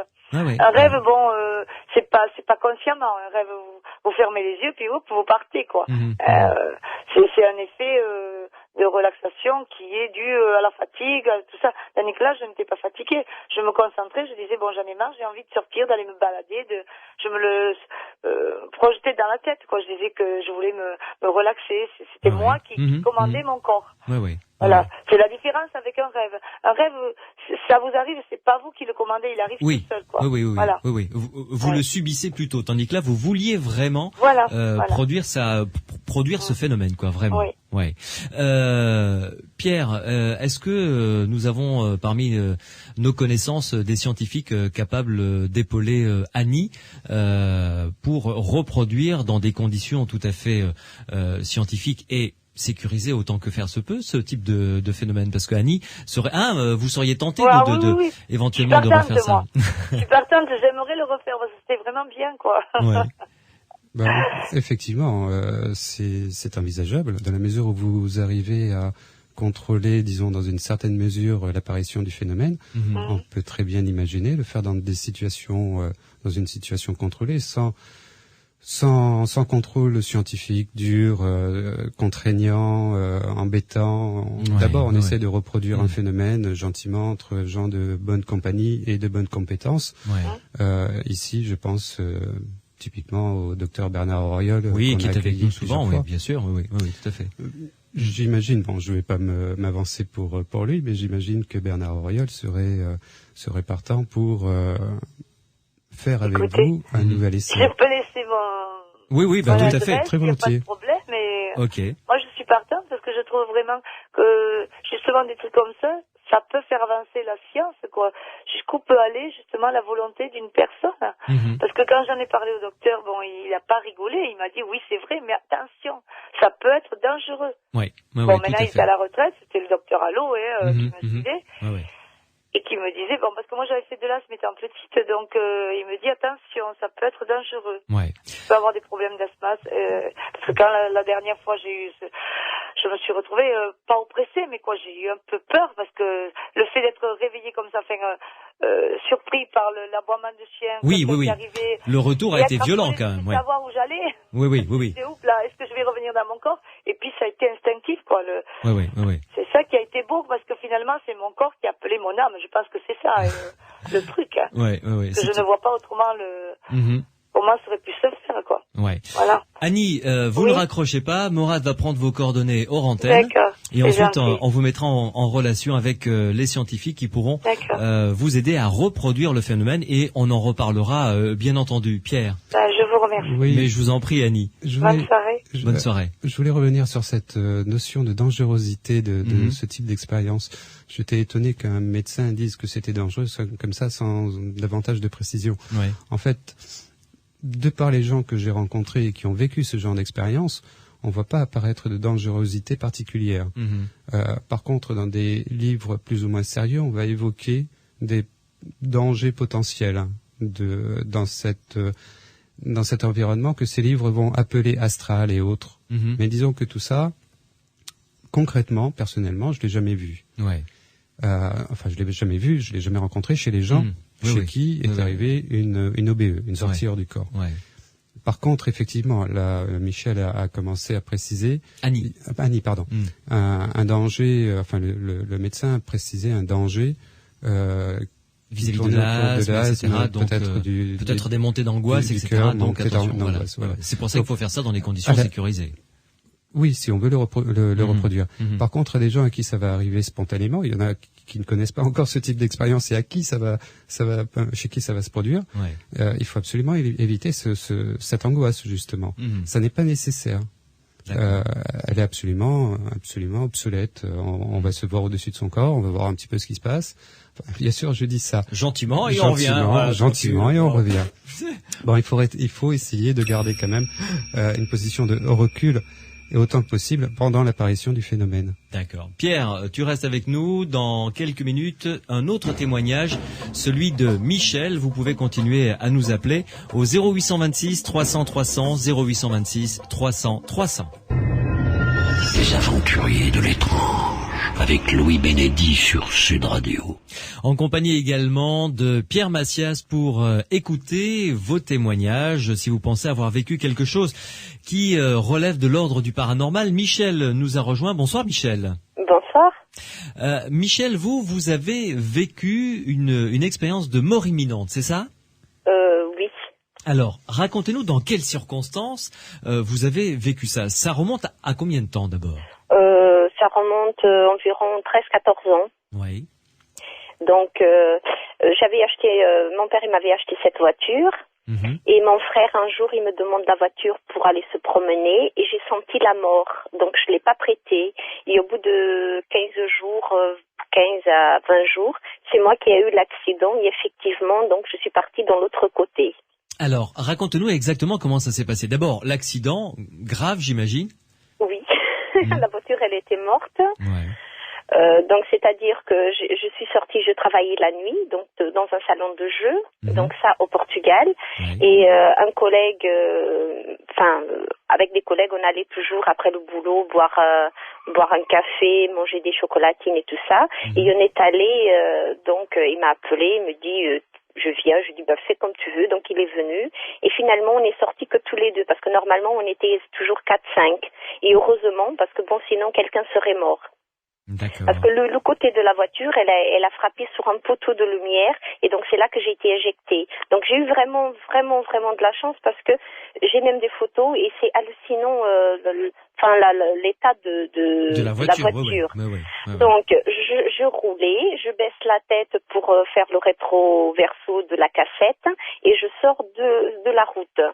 Et sans regarder ni à droite ni à gauche, je donne un coup de volant. Et là, je faisais, donc c'était une route avec 4 voies. Donc je fais 2 fois, je vais dans l'autre sens.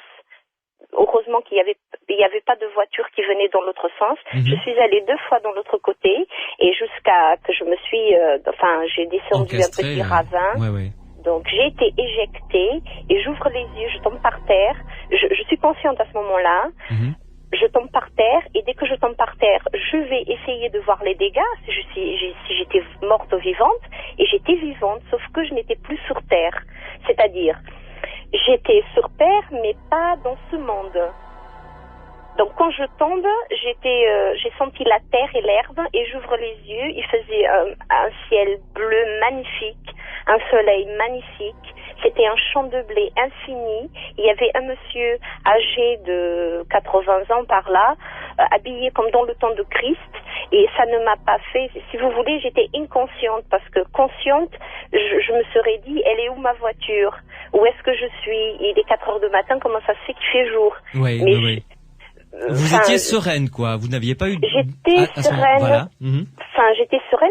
J'étais ce que je suis aujourd'hui, sauf que j'étais dans une autre atmosphère.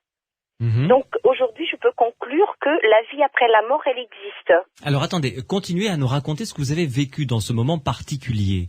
Vous étiez donc dans ce champ de blé, il faisait jour, alors que dans la réalité, il était 4 heures du matin, donc pleine nuit, et vous rencontrez ce personnage donc. Oui, on s'est regardé. Il était habillé comme dans le temps de Christ, c'est-à-dire avec les habits qu'il y avait dans le temps. comme les figurines qu'il y a dans l'église, comme le pape il s'habille, des trucs comme ça. Oui. Donc c'était gris à l'intérieur et bordeaux à l'extérieur, et il avait une canne ou une grosse divec, je sais pas. Elle était grande, elle était immense, et puis en haut de la canne, elle faisait comme un escargot. Elle tournait en rond comme un escargot. Oui. Et donc elle était faite de bois de vigne. Vous savez, le bois de vigne qui fait tout le tour de la vigne. Et donc après, il y a les raisins. Et donc c'était fait de ça, de bois de vigne. Et je regardais sa canne, on dirait que sa canne, elle augmentait. Et plus je me concentrais sur la canne, et d'un clin d'œil, j'étais sur terre, j'étais par terre, mais il faisait nuit. Et donc j'étais là où j'étais tombée pendant mon accident. D'accord. Donc vous êtes revenu dans la réalité, quoi. Je suis revenue dans la réalité, oui. Oui. Et j'étais bien là-bas. Si on pouvait choisir, j'aurais choisi de rester là-bas. Mes parents, ils m'auraient fait des funérailles, donc je serais morte. Oui. Et pourtant, j'étais vivante. Voilà, donc tout le monde, nous sommes, en fait, ce que je ressens aujourd'hui de tout, parce que bon, ça c'est une expérience que j'ai eue. J'avais senti la mort parce que bon, je fais de la voyance, de la prémonition, on va dire. Parce que je vois des choses j'ai vu des choses qui se sont passées après dans la réalité. Elles n'étaient pas encore arrivées. Michel, est-ce que ces phénomènes ont commencé après l'accident, ou non, est-ce que ces phénomènes, vous les aviez déjà avant? Avant. J'avais 14 ans la première fois que j'ai eu quelque chose de anormal, on va dire. C'était quand j'avais 14 ans.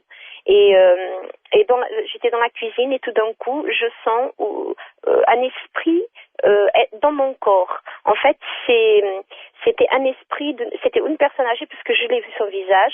C'était une personne âgée qui était handicapée de la bouche. Donc il y avait un tic particulier dans la bouche qui tournait vers la gauche. Donc la bouche, si vous voulez, mon manteau, il allait sur la gauche. C'est comme si je n'avais pas de dents. Le menton, d'accord, oui. Ah oui. Et donc après cette chose était là, je n'arrivais pas à parler, puisque ma langue, elle se tournait dans la bouche, et j'arrivais pas à avaler non plus. Et donc je voulais parler, les sons de ma bouche c'était donc j'avais la langue coincée, et pourtant j'étais consciente. Mais cette chose, elle était plus forte que moi. L'esprit qui s'est mis dans mon corps, il était plus fort. Donc c'est lui qui agissait et pas moi. Je n'avais pas de pouvoir sur moi. Vous vous sentiez comme possédé en quelque sorte. Voilà, j'étais tout à fait possédée, mais complètement, puisque ma bouche, je mettais les deux mains contre mon visage et ça sortait. Il y avait un morceau de manteau qui sortait de dans la main. Oui. Et comment... Oui. Et après donc? Donc après, j'allais faire des courses avec ma mère et ma grand-mère. On allait dans un marché et j'étais comme un zombie. J'étais un zombie total. J'étais consciente puisque j'étais dans mon corps. Ma pensée, elle était en moi. C'était moi. Mais il y avait cette chose qui me possédait, que je ne pouvais pas faire ce que je voulais moi. Je n'avais pas d'attitude. J'étais un zombie, un légume. Et après, au passage, donc comme il y avait beaucoup de gens dans le marché, chaque personne qui me touchait, qui passait contre moi, qui me touchait, il y avait comme des poids lourds qui partaient. Et après, au bout de 5 minutes, je suis passée entre tellement de gens, et après les petits poids, par petits poids, le truc il est parti. D'accord. Ça c'est le premier. La première fois. Voilà. Alors la deuxième fois, c'est j'ai eu un flash et j'ai vu la voiture de mon frère cassée. Et je lui dis, tu vas avoir un accident et je vois ta voiture cassée. Mais comme il ne croit pas à ces choses-là, il m'a dit, ouais, toi et tes conneries là, je crois pas à ça et j'aurai pas d'accident. Et au bout de 15 jours, d'ailleurs, ce week-end, j'étais même pas à la maison, j'ai dormi chez une copine parce qu'on partait dans une île. Et le lendemain, quand je suis arrivée, je suis allée chez sa belle-mère récupérer la voiture et elle m'a montré la voiture. Puisque je l'avais dit qu'il allait avoir un accident, j'ai dit, je vois la voiture de mon frère cassée, le capot, il fait comme une vague, et il va avoir un accident, mais bon, je sens pas la mort, c'est bon. Donc, effectivement, au bout de 15 jours, il a eu l'accident. Et donc, j'ai vu que j'avais raison de. Oui. De Est-ce que vous avez vu la voiture et est-ce qu'elle correspondait à l'image que vous avez eue? Oui, j'ai vu la voiture. La voiture avec le capot en forme de vague, etc. Oui. Enfin, qui correspondait pareil. À ce que vous aviez vu, quoi. Oui, pareil. Mm-hmm. Pareil. Par contre, je n'ai pas vu casser rien derrière, et derrière, il y avait une bosse. Et pourtant, j'avais pas vu ça dans le flash. J'ai vu juste le devant, mais le devant, il était pareil que je l'avais vu avant. Voilà, la même image en quelque sorte, quoi. Pierre Macias, c'est un cas de prémonition que je qualifierais de classique, non? Qu'en penses-tu? Ce cas de l'accident de voiture, oui. Bon, ça peut arriver aussi à beaucoup de gens d'avoir un flash comme ça. Vous nous avez pas précisé si c'était un flash au cours d'une période éveillée ou. Ça a été. Si vous voulez, les flashs que j'ai, c'est n'importe quand. Je ne demande pas, je ne me concentre pas. Je le vois. C'est pas un rêve. Vous êtes éveillé, vous êtes réveillé et ça vous arrive comme ça. C'était dans l'après-midi, donc il montait les escaliers, et il passe à côté de moi, et j'ai vu ça. Et j'ai dit, tu vas avoir un accident avec ta voiture, roule doucement. Oh, toi avec tes conneries, non. Voilà. Et il vous a pas cru. Oui, Pierre, c'est vrai que ça représente, ça ressemble à un flash de voyance comme ça qui arrive en pleine poire, quoi, en quelque sorte. Tout à fait, en pleine figure, comme ça, on s'y attend pas, ça vient, on vit la situation. Je pense que vous avez plutôt vécu la situation. Quand vous nous dites que vous avez vu la voiture de devant, vous l'avez pas vue derrière, je vous imagine vraiment dans une situation où vous êtes physiquement dans émotionnellement devant la voiture. Vous voyez la scène. Elle le vit vraiment. D'accord. Ça, je le rapprocherai un petit peu avec l'autre expérience que vous nous avez racontée sur la vieille dame. Je ne serais pas forcément partisan d'un esprit qui incorpore un corps comme ça, une voyance, un ressenti peut s'exprimer de cette manière-là. On le vit une empathie, fort, quoi, vraiment une empathie presque complète, tellement forte qu'on ressent la personne à l'intérieur de soi. Et on va la ressentir totalement, éventuellement avec des particularités physiques. Avec ses particularités physiques et tout ça, sans pour autant forcément penser à un esprit, une possession. C'est vraiment un vécu émotionnel fort. Merci beaucoup en tout cas, Michel, de nous avoir rapporté cette histoire tout à fait passionnante. Un petit SMS qui vient de nous arriver, 2 SMS d'ailleurs qui sont arrivés. Un d'Alain de Bordeaux qui dit « Attention à une trop longue sortie du corps, il faut s'entourer de précautions et de ne pas le faire seul. » Ça, on est à peu près d'accord là-dessus. Si ce monsieur connaît ce genre de problème, je l'invite à nous contacter. Voilà, à nous contacter. Eh bien, justement, il y a un deuxième SMS qui est arrivé de Fabien, celui-ci qui nous dit « Il m'est déjà arrivé de sortir de mon corps. » Fabien, je vous invite à nous appeler sans tarder, tout de suite, là maintenant, au 0826 300 300 pour que l'on puisse avoir vos coordonnées, pour que Morad puisse recueillir vos coordonnées. Et comme ça, on vous rappellera, puisque dans 15 jours, on va consacrer une émission entière avec des spécialistes consacrés à la sortie hors du corps. Sud Radio. Samedi et dimanche, 22h minuit. Louis Benedi, les aventuriers de l'étrange.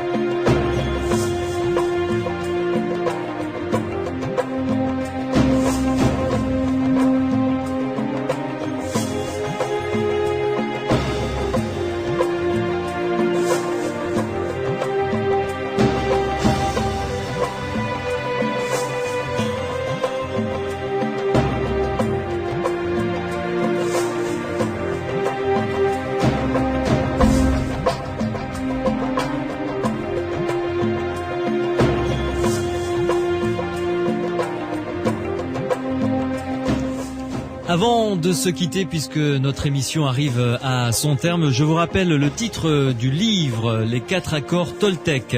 C'est aux éditions Jouvence, écrit par Don Miguel Ruiz, avec 2 sites internet que je vous recommande. D'abord celui des éditions Jouvence, édition-jouvence.com, édition plurielle, _jouvence.com, et un autre site internet, cercledevie.com, cercle de vie en un seul mot, .com, où vous allez pouvoir avoir toutes les informations concernant les 4 accords Toltec. Demain, une émission encore passionnante, je vous emmènerai. Alors, je ne sais pas trop où géographiquement, j'avoue que je ne sais pas. Si je le savais, eh bien, je décrocherais un prix Nobel, pas mal, pas loin, je sais pas. Mais enfin, quelque chose de très important comme prix, puisque nous irons à la recherche de l'Atlantide. L'Atlantide, d'abord, a-t-elle existé? Les Atlantes ont-ils existé? Et nous essaierons de décortiquer avec des chercheurs, des passionnés dans ce domaine, quelles sont les différentes hypothèses qui sont en présence actuellement. Et il y a des hypothèses tout à fait intéressantes et réellement passionnantes. Merci à Mathieu qui signe la réalisation de cette émission, Morad qui était au standard, Pierre Massias qui me donne un coup de main comme d'habitude pour la réaliser. Quant à moi, je vous souhaite une excellente nuit. On se retrouve demain de 22h à minuit pour aller à la recherche de l'Atlantide. Passez une douce nuit sur Sud Radio.